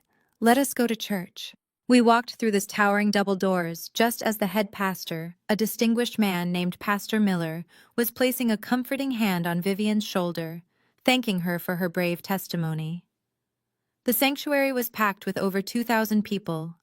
The silence was profound, broken only by the soft manufactured sniffling coming from my mother. I did not sneak in. I pushed the heavy oak doors open with enough force that they banged loudly against the interior walls. Every head in the cavernous room snapped toward the back. I walked slowly and deliberately down the center aisle, the sharp click of my heels echoing against the polished marble floor. Maya walked right beside me. I carried a thick, leather-bound financial dossier in my right hand. The whispers started immediately rushing through the pews like a sudden wind. The congregation recognized me from Vivian's tearful description. They glared at us with righteous indignation, ready to defend their beloved charity chairwoman. Vivian froze at the podium. Her fake tears instantly dried up. Her eyes went wide, darting toward the security ushers standing at the edges of the room. "What is she doing here?" Vivian shrieked into the microphone, her voice shrill and panicked. "Pastor Miller, have her removed. She is trespassing. She is the one I just warned you about. Remove her immediately." Two burly ushers stepped into the aisle, blocking my path to the altar. I did not break my stride. I stopped exactly 1 foot away from them, holding up my federal auditing badge. "I am a senior forensic investigator acting under the authority of a federal mandate," I stated, my voice projecting clearly, without the need for a microphone. "If you lay a hand on me, you will be arrested for obstructing a federal inquiry. Step aside." The ushers looked at my badge, looked at Pastor Miller, and slowly backed away. I continued up the steps, walking directly onto the altar. Vivian scrambled backward, hiding behind the pastor. She looked like a cornered rat. "How dare you bring your toxic lies into the house of God?" Lena Vivian hissed, trying to keep her voice low, but failing to realize the microphone on the podium was still picking up every word. "You have ruined Brent. You have ruined Chloe. You are not going to ruin me here." I ignored her entirely.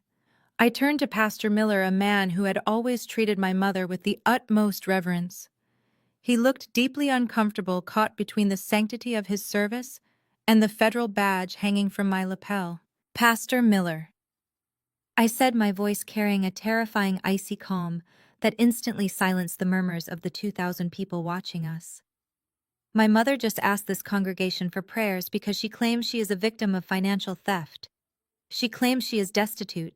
She is a liar, Vivian screamed, pointing a trembling finger at me. Do not listen to a word she says. I held out the heavy leather-bound dossier, pressing it directly into Pastor Miller's chest. He had no choice but to take it. I am not asking you to listen to me, Pastor, I said smoothly. I am asking you to look at the numbers. Because numbers, unlike my mother, do not cry fake tears. What you are holding is a comprehensive certified forensic audit of the Heritage Fellowship Global Orphan and Widow Fund. The exact fund my mother has managed for the past 7 years. Pastor Miller frowned, looking down at the heavy document. Vivian let out a strangled, terrified gasp. She lunged forward desperately, trying to snatch the folder out of his hands, but I easily blocked her, catching her wrist and shoving her hand away. Do not touch that evidence, Mother, I commanded sharply. Pastor Miller opened the dossier. The first page was a clear highlighted summary graph. As you will see on page 1, I continued ensuring my voice carried to the back rows of the silent church. The donations collected from this generous congregation were supposed to build schools in developing nations and fund local women's shelters. But over the last 3 years, exactly $2.4 million has vanished from the primary holding accounts. A loud murmur of shock rolled through the congregation. Several prominent board members sitting in the front rows suddenly sat up very straight. That is impossible, Pastor Miller stammered, staring at the bank statements. Vivian has submitted pristine financial reports every quarter. She submitted forged reports, I corrected him, tapping the open page. Look at the routing numbers, Pastor. My mother set up a network of blind LLC shell companies, giving them names that sounded like legitimate charities. Global Youth Initiatives, Shelter Foundation Trust. But if you track the actual wire transfers, the money never left the country for charity. Where did it go? Pastor Miller asked, his voice trembling as he turned the page. I turned to look directly at Vivian. She was shaking so violently her knees were buckling. Page 4 shows $300,000 wired directly to a VIP account at a casino in Macau to cover Brent Holden's massive gambling debts. I stated the words, slicing through the sanctuary like a scalpel. Page 7 shows $500,000 funneled into Chloe Holden's failing art gallery to create fake sales and artificially inflate her success. And the remaining $1.6 million, that was used to pay the mortgages on Vivian's vacation homes, her luxury car leases, and the very designer dress she is wearing to play the victim for you today. The church erupted. The absolute silence was shattered by gasps of outrage, furious whispers, and shouts of disbelief. The wealthy patrons who had written massive checks to Vivian's charity committee were staring at her with pure, unadulterated disgust. The women who used to worship her social standing now looked at her as if she were a disease. Lies! It is all lies! Vivian shrieked, tears ruining her makeup. She looked frantically out at the crowd, her hands raised in a desperate plea. She hacked the bank. She fabricated these documents because she is jealous of me. She hates this family. I did not fabricate certified federal bank records, I replied, my voice echoing above the outrage. The same federal records that led the FBI to arrest Brent Holden in my office on Thursday morning. The same records that allowed me to legally freeze every single asset tied to your name. You are not a victim, Mother. You are a predator who stole from orphans to buy designer shoes. Pastor Miller snapped the dossier shut. His face was flushed red with righteous fury. He looked at Vivian, stepping away from her as if she were radioactive. Vivian, he said, his voice booming over the church sound system. Step down from this altar immediately. Vivian froze. Pastor, please, you know me. I said step down, he thundered. The church board will be reviewing these documents immediately, and we will be cooperating fully with federal authorities. Do not ever return to this sanctuary. Vivian stood completely paralyzed under the crushing weight of 2,000 furious stares. Her social empire, the only thing she truly valued in this world, had just been incinerated in front of a live audience. There was nowhere to hide. There was no one left to manipulate. I turned my back on her, linking my arm through Maya's once again. We walked back down the center aisle. This time the congregation actively parted for us, clearing the way. As we reached the heavy oak doors, Vivian finally broke. She collapsed onto the marble steps of the altar, her manicured hands gripping her hair as she let out a piercing, genuine scream of absolute defeat. The sound echoed off the stained glass windows, marking the total spectacular destruction of Vivian Brooks. The drive back to Buckhead was a suffocating vacuum of panic. Vivian gripped the steering wheel of her leased Range Rover so tightly, her knuckles turned entirely white.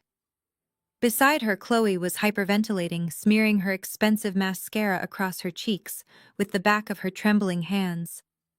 The humiliation at the church had been absolute. Vivian's phone resting in the cup holder was lighting up with rapid-fire notifications, angry texts from board members, notices of canceled club memberships, and venomous messages from the very women she had sipped champagne with just days prior. She ignored all of it. "We still have the estate," Vivian kept, repeating her voice a frantic, breathless chant. Her perfectly styled hair was now a chaotic mess. "We have the house. We have the physical assets. The banks can freeze the liquid cash, but they cannot take our home without a drawn-out legal fight. We will sell the antique furniture. We will liquidate your gallery inventory, Chloe. We have millions tied up in physical property. We just need to get inside, lock the gates, and regroup. I will call a crisis management firm. We are not beaten yet." Chloe sobbed louder, clutching her ruined designer purse. "Brent is going to prison, Mom. He took everything. He ruined us." Vivian slammed her hand against the steering wheel. "Brent is a dead man to us. We cut him loose. We focus on the house. The house is our fortress." They turned onto the exclusive tree-lined street that housed the most expensive real estate in Atlanta. Vivian sped up, desperate for the safety of her sprawling 12-bedroom Tudor mansion. She pressed the remote to open the towering wrought iron gates guarding her driveway. The heavy metal doors swung open, but as the Range Rover surged forward, Vivian slammed hard on the brakes, throwing Chloe against her seatbelt. Parked directly in the center of the pristine circular driveway was a Fulton County Sheriff's cruiser. Standing next to the cruiser, leaning casually against the hood of my sleek black sedan, was me. I was flanked by two uniformed deputies and a burly man wearing a high-visibility vest holding a heavy clipboard. I held a thick manila folder in my hand, watching with mild amusement as Vivian and Chloe scrambled out of their vehicle. Vivian marched up the driveway, her previous panic temporarily overridden by a surge of pure territorial entitlement. This was her property. This was her domain. Sheriff Vivian barked, pointing a shaking finger directly at my chest. "I want this woman removed from my property immediately. She has been stalking and harassing my family all morning. She is a criminal. Arrest her for trespassing right now." The older deputy, a man with a thick gray mustache and a completely unimpressed expression, did not move toward me. Instead, he stepped in front of Vivian, holding up a heavy, calloused hand to stop her advance. "Mrs. Brooks," the deputy said, his voice flat and authoritative, "I am not here to arrest anyone for trespassing. I am here to execute a lawful eviction and secure the premises on behalf of the legal property owner." Vivian scoffed, a harsh, grating sound. "I am the legal property owner. My name is on the deed.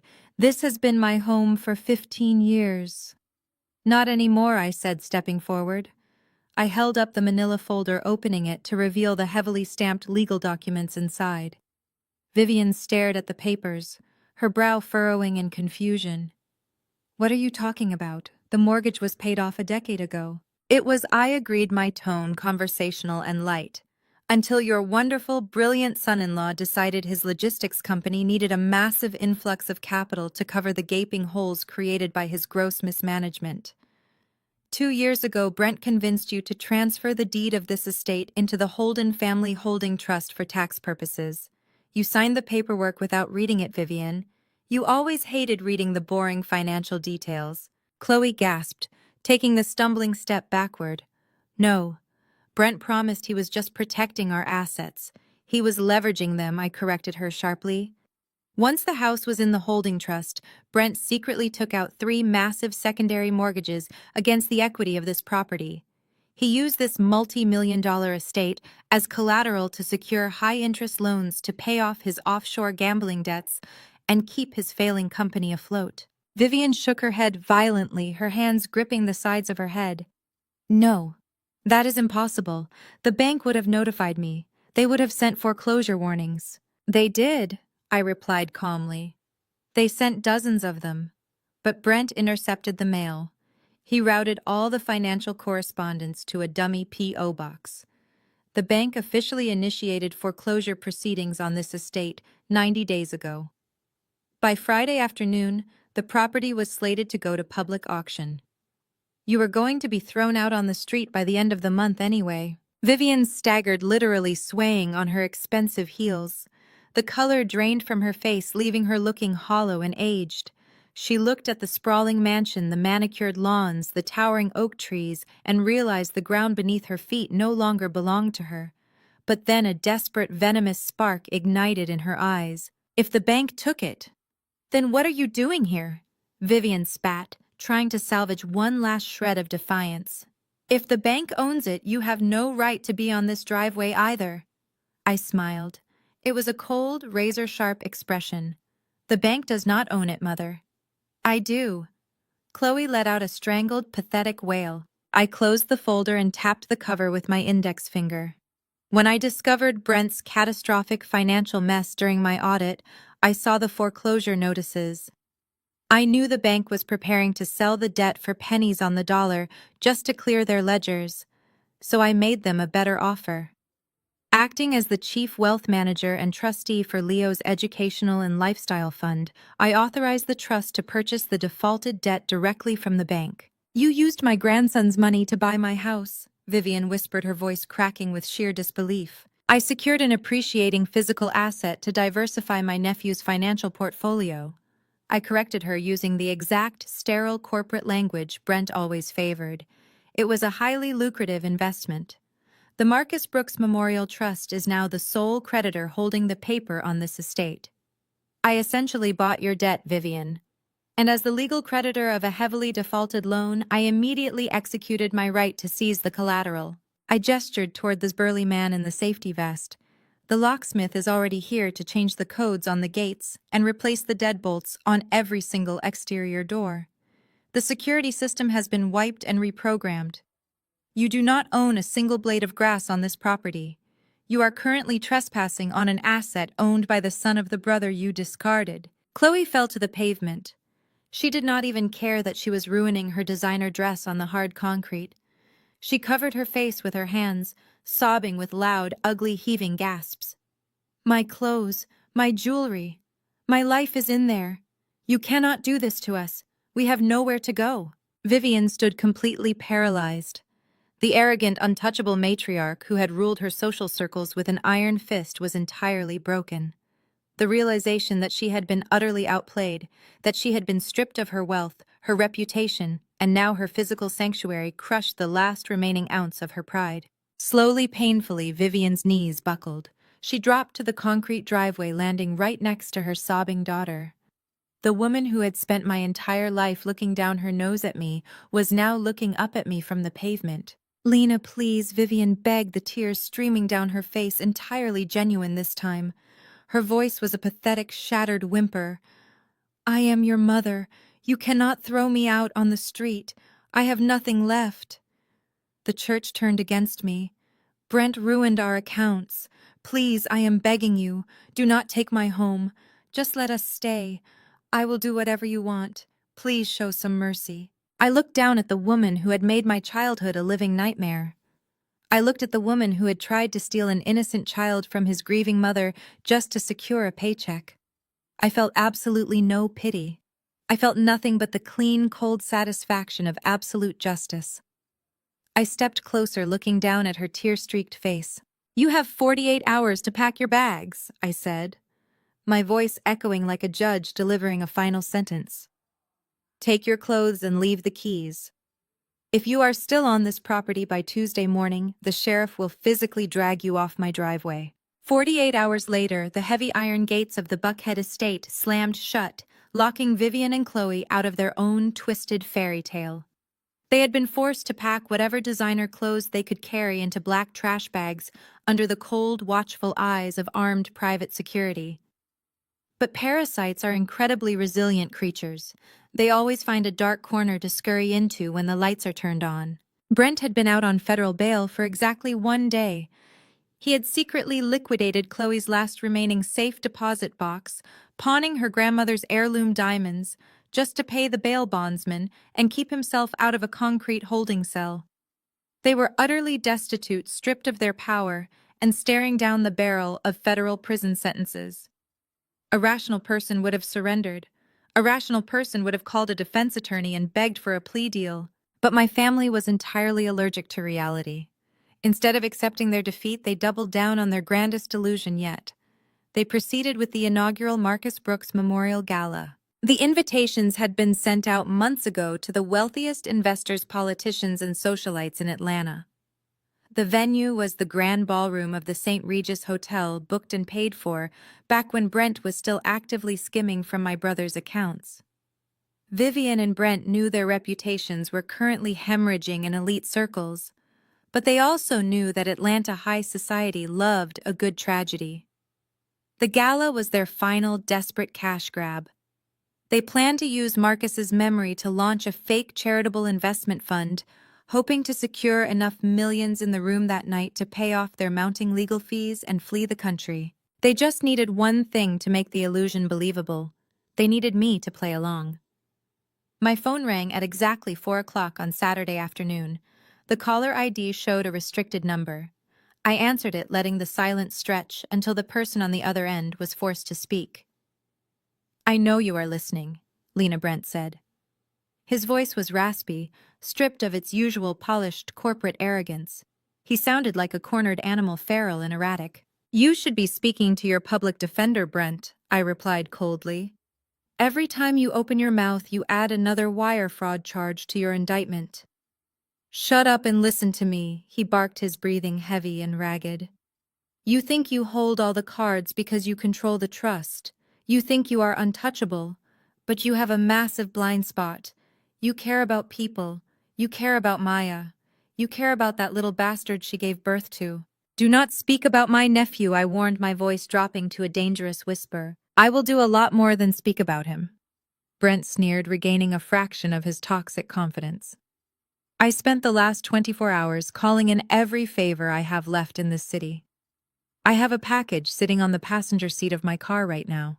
It contains fabricated medical records stating that Maya was heavily abusing prescription narcotics during her pregnancy with Leo. I have sworn affidavits from 2 private physicians on my payroll ready to testify that she is an unfit, dangerous mother." My grip on the phone tightened. I stared out the window of my office, my jaw clenching. He was bluffing, but a bluff involving Child Protective Services was incredibly dangerous. "The press will not care if the documents are forged," Lena Brent continued, sensing my silence. "Once I drop this package at the CPS office and leak copies to the local news stations, Maya's life will be destroyed. They will take Leo away from her before Monday morning. She will spend the next 5 years fighting in family court just to get supervised visitation. I will drag her name through the mud until she breaks." "What do you want?" I asked, keeping my tone entirely flat. "I want you at the St. Regis tonight," Brent demanded. "I want you to walk into that ballroom and play the loving, supportive sister. I want you to stand at the podium, smile for the cameras, and tell the entire room that the FBI raid was a massive clerical error. You are going to tell those investors that our family is united. And then in front of everyone, you are going to sign a legal proxy document transferring full management of the Marcus Brooks Trust back to Vivian. And if I refuse, then Maya loses her son and I burn your entire world to the ground before I go to prison," Brent snapped. "You have until 8 o'clock tonight. Wear something expensive. We have a lot of cameras waiting." The line went dead. I lowered the phone, staring at the darkened screen. A slow, chilling smile spread across my face. Brent thought he had backed me into a corner. He thought he had found my weakness. He fundamentally misunderstood who he was dealing with. He thought he was playing a game of chess, but I had already set the entire board on fire. I turned around to face the center of the room. Maya was sitting on the plush sofa, gently rocking little Leo in her arms. She had heard the entire conversation on speakerphone. Her face was pale, and her eyes were wide with maternal terror. She clutched her son tightly against her chest. Lena Maya whispered, her voice trembling. Is he serious? Can he actually take Leo away from me? I walked over to the sofa and knelt in front of her. I reached out gently, brushing a soft curl away from Leo's sleeping face. Brent is a desperate man, bleeding out from a mortal wound, I said softly. Desperate men tell desperate lies. He cannot touch you, Maya. I have already secured the best family law attorneys in the state on retainer for you. They have preemptively blocked any filings made by Brent or Vivian. He has no power over you. Then why did you not tell him that? She asked, confusion warring with the fear in her eyes. Why did you let him think he was winning? Because arrogance makes people blind, I replied, standing back up. Brent and Vivian want to throw a party. They want to put on a show for the city. They want me to step into their arena. I think it is time we gave them exactly what they asked for, but we are going to change the script. I looked at the clock on the wall. It was 5 o'clock. We had 3 hours. Go get ready, Maya, I commanded. Wear the black velvet dress we bought last week. I'm going to call my stylist. We are going to a gala. At exactly 8:30 that evening, a massive crowd of Atlanta's wealthiest citizens milled about the grand ballroom of the St. Regis. The space was an obscene display of misdirected wealth. Towering crystal chandeliers cast a warm golden glow over tables draped in imported silk. Waiters in white tuxedos carried silver trays of champagne and caviar. A string quartet played softly in the corner. It was a flawless illusion of prosperity. Vivian stood near the main entrance, dressed in a sparkling silver gown. She was draped in rented diamonds, smiling tightly as she greeted the arriving guests, desperately trying to ignore the whispers and side eyes from the people who had read about her church humiliation in the morning papers. Brent stood a few feet away, sweating profusely in a custom tuxedo, his eyes constantly darting toward the heavy mahogany doors, waiting for my arrival. He needed his hostage to show up. The string quartet suddenly stopped playing. A heavy, expectant silence fell over the ballroom as the massive double doors were pulled open by the hotel staff. I did not just walk into the room. I commanded it. I wore a floor-length, deep emerald green evening gown that clung perfectly to my frame, radiating absolute power and sophisticated danger. My hair was styled in sleek, immaculate waves. I wore no jewelry, needing no artificial sparkle to announce my presence. I was the storm entering the sanctuary. My right hand held the tiny, soft hand of my nephew Leo, who was dressed in a sharp little miniature tuxedo. And walking right beside me, holding Leo's other hand, was Maya. She looked breathtaking in elegant black velvet, her head held high, radiating the fierce protective grace of a mother who knew she was untouchable. The flashbulbs of the hired photographers erupted like a violent thunderstorm, blinding white light bouncing off the crystal chandeliers. The entire ballroom turned to stare. The conversations instantly died, replaced by the collective intake of breath from 300 elite guests.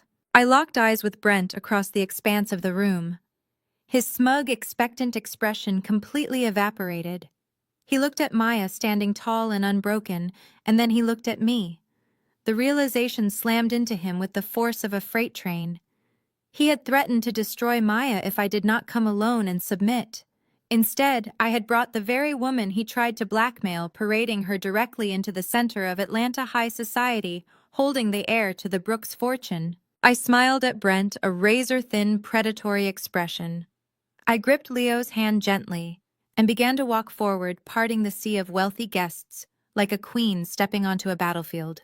The sea of Atlanta's elite parted before us, a silent wave of silk diamonds and bewildered stares yielding to the sheer gravity of our entrance. The string quartet had completely abandoned their instruments, leaving a heavy, suffocating silence in the grand ballroom.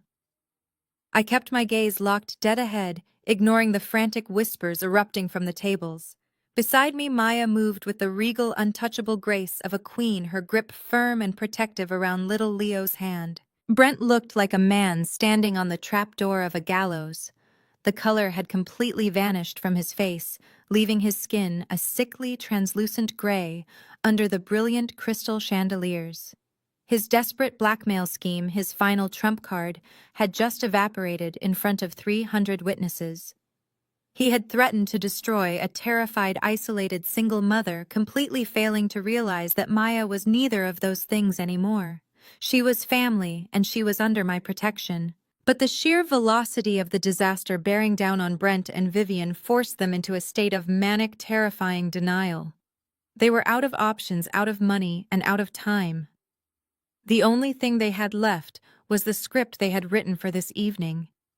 If they stopped performing now, the illusion would shatter, and the federal agents circling their lives would move in for the kill. Brent practically scrambled onto the elevated stage at the far end of the ballroom, his movements jerky and uncoordinated. Behind him, a massive projected photograph of my brother Marcus smiled down at the crowd. The contrast between Marcus's genuine warm smile and the venomous predators standing below him made my stomach churn. Brent tapped the microphone, the harsh thud echoing through the cavernous space and forcing the murmuring crowd into a tense silence. He gripped the edges of the acrylic podium, his knuckles stark white, fighting to control his rapid breathing. "Thank you. Thank you all for coming tonight." Brent began, his voice trembling before he forced it into a facsimile of his usual polished corporate baritone. "We are gathered here to honor a giant among men. Marcus Brooks was not just my brother-in-law, he was my mentor, my partner, and my closest friend. Losing him tore a hole in the fabric of this family that we thought could never be repaired." Brent paused, bowing his head. He actually managed to squeeze a single pathetic tear from his eye. The sheer audacity of his performance was staggering. The man who had systematically drained Marcus's company of millions, who had forged documents to steal an orphaned child for a payday, was now openly weeping on a stage, playing the devastated best friend. A collective sympathetic sigh rippled through the audience. They were buying it. They were wealthy, privileged, and entirely blind to the rot festering beneath the surface of my family's designer clothing. But out of that tragedy, we found a new purpose. Brent continued, raising his head, his eyes scanning the crowd but intentionally avoiding my gaze. Marcus wanted to change the world.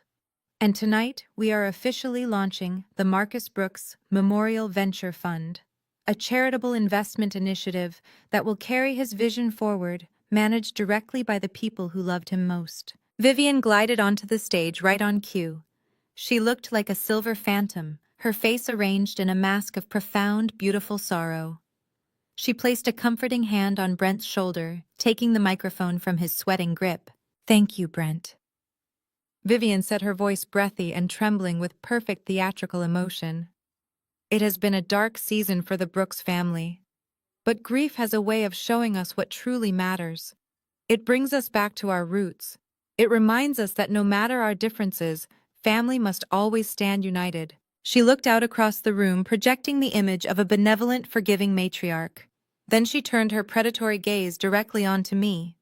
I was standing near the front row of tables, Maya and Leo safely positioned beside me. "For a long time, my eldest daughter Lena and I have struggled to see eye to eye," Vivian announced, her voice carrying a note of rehearsed maternal heartbreak. She stepped away from the family business, seeking her own path. But tragedy heals all wounds. Lena has returned to us tonight. She has realized that Marcus's legacy belongs in the hands of the family that built it. The entire ballroom shifted their attention to me. Vivian was using the weight of 300 staring, expectant eyes to trap me. She was banking on my lifelong habit of shrinking away from public conflict.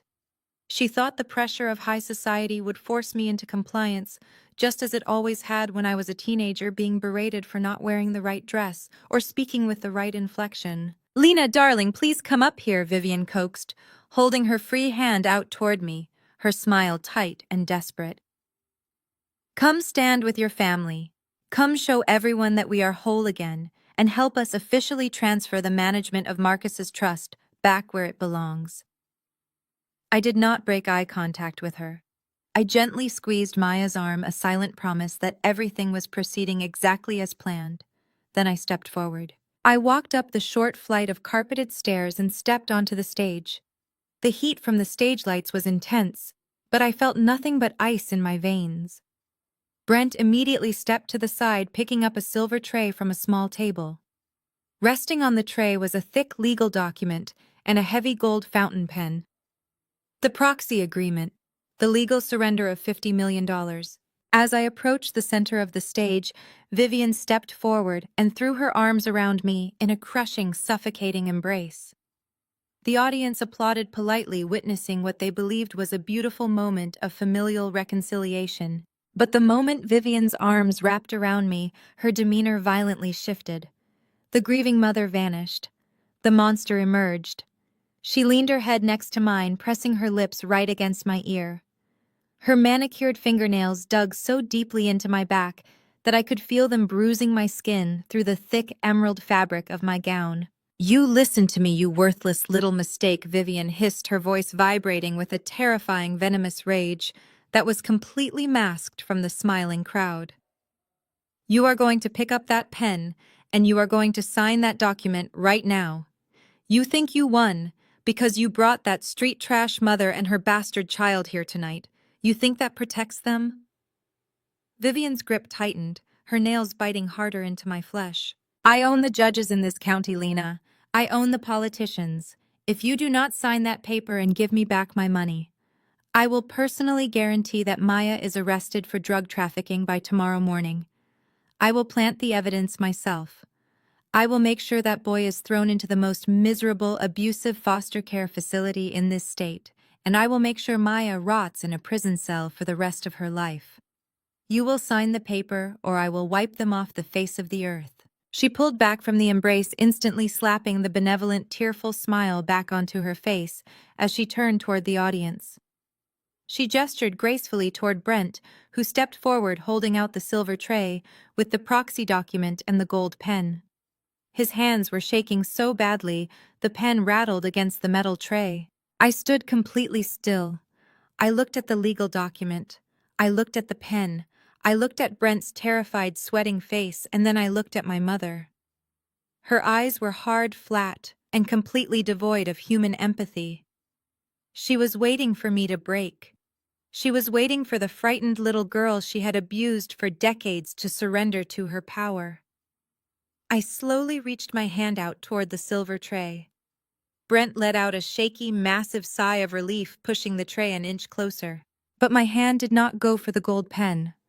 I bypassed the tray entirely and reached over to Vivian. Before she could react, before she could even register the movement, I firmly wrapped my fingers around the microphone in her hand and pulled it away from her. Vivian gasped, stumbling back a step in shock. Brent froze, the silver tray lowering slightly. I turned my back on them and faced the ballroom. The polite applause faded into a confused, dead silence. I gripped the microphone, my heart beating in a slow, steady, powerful rhythm. I did not look at the wealthy investors.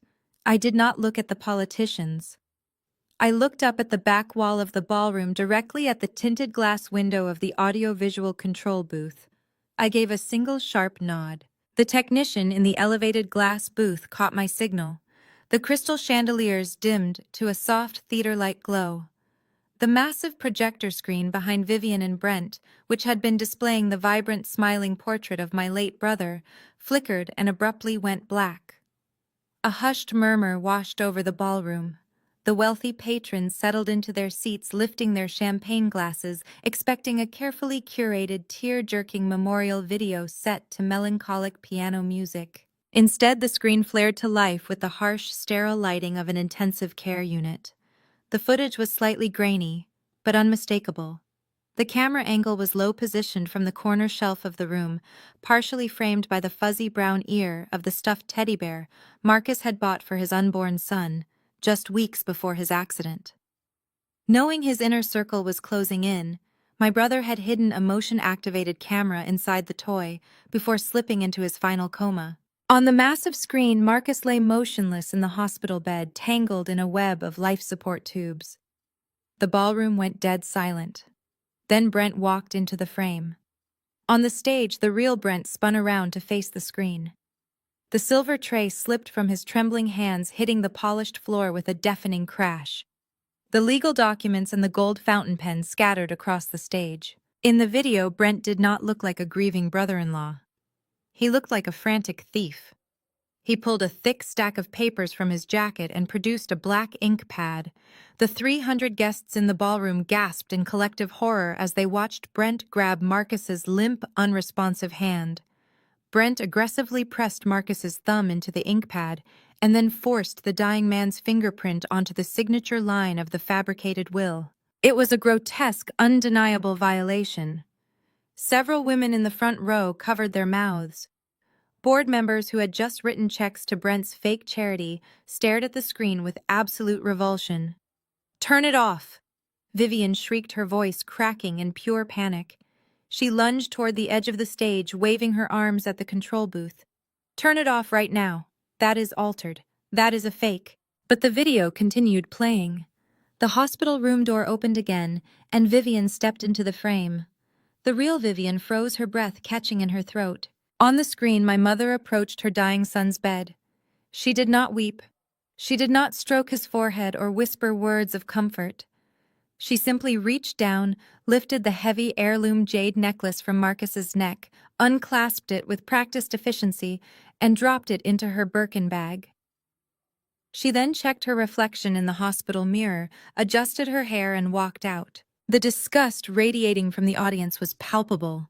The elite society of Atlanta, the people who valued loyalty and legacy above all else, were watching the ultimate betrayal play out in high definition. I raised the microphone to my lips. My voice cut through the horrified silence of the ballroom, cold and absolute. "They are not grieving Marcus's death," I stated, the sound echoing off the vaulted ceilings. "They are only angry he died before leaving them the bank passwords." Vivian opened her mouth to scream, but the sound was instantly drowned out. From the street below, the unmistakable piercing wail of police sirens began to rise, multiplying in number and converging directly on the front doors of the St. Regis. The heavy mahogany doors of the grand ballroom burst open. It was not the hotel staff bringing the next course. A dozen federal agents and local police officers poured into the space, their badges flashing aggressively under the crystal chandeliers. The polite veneer of the gala shattered instantly into absolute chaos. Wealthy socialites screamed and scattered, dropping champagne flutes that shattered loudly against the polished marble floor. Brent did not even hesitate. The moment the uniforms breached the threshold, he abandoned the podium, shoved a terrified waiter out of his way, and sprinted blindly for the service exit behind the stage. He made it exactly 3 steps into the kitchen corridor before 2 federal agents tackled him. They slammed him face first into a stainless steel prep counter, pinning him down and violently twisting his arms behind his back. Chloe, who had been watching the nightmare unfold from a front row VIP table, suddenly snapped out of her paralyzed shock. A female agent approached her with handcuffs ready, reciting her Miranda rights. The horrific reality of the financial documents I had exposed earlier finally clicked in Chloe's mind. Brent had not just ruined her gallery.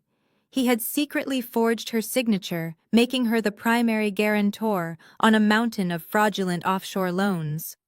Chloe lunged forward, her manicured hands curling into claws. She intercepted Brent as the agents hauled him back into the main ballroom, slapping him viciously across the face. Her heavy diamond rings left deep red scratches across his cheek. She shrieked like a wild animal, entirely unhinged in her couture gown, screaming that he had used her name and destroyed her life. The agents swiftly pinned her arms, snapping cold steel handcuffs around both of their wrists, parading the disgraced couple in front of the very high society they had tried to swindle. Vivian watched her empire evaporate in a matter of seconds. The hired photographers were still snapping pictures, their flashbulbs capturing the brutal arrest of her golden daughter and son-in-law.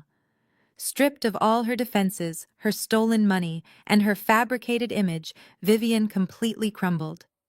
The proud, untouchable matriarch sank to her knees, right there on the stage. She crawled to the edge, looking down at me where I stood firmly next to Maya and Leo. The elite crowd watched in stunned, breathless fascination as Vivian Brooks sobbed, a pathetic and wretched display of total defeat. "Lena, please," Vivian wailed, her voice cracking as she reached a trembling hand toward me. "I am sorry. I am your mother. You are my flesh and blood. Please tell them to stop. Please show some mercy. I looked down at her, my expression entirely devoid of sympathy. I stepped closer to the edge of the stage. In her frantic panic, the clasp of her designer bag had spilled open, revealing the heavy jade necklace she had stripped from Marcus's dying body. I reached into the bag, my fingers wrapping around the cool, smooth stone, and pulled it free. Vivian flinched, but did absolutely nothing to stop me. I turned to little Leo, who was safely held in Maya's arms, and gently draped the heirloom over his small shoulders, returning Marcus's legacy to its rightful heir. Then I looked back down at the ruined woman weeping at my feet. "You are not my mother," I stated clearly, my voice cold and steady, ensuring the microphone picked up every single syllable. "You are simply the woman who gave birth to me, so you would have a convenient background prop for your perfect life. The show is over." The flashing red and blue lights of the police cruisers faded into a distant, muted memory, dissolving entirely into the soft, golden light of the present morning. The camera slowly pulls back, dollying out from a tight focus on my face. I am sitting in the center of my sunlit living room. The suffocating, manufactured grandeur of Vivian's world is completely gone, replaced by genuine, unpretentious warmth. Bright sunlight streams through the large bay windows, casting warm, geometric patterns across the hardwood floor. I look down at my lap.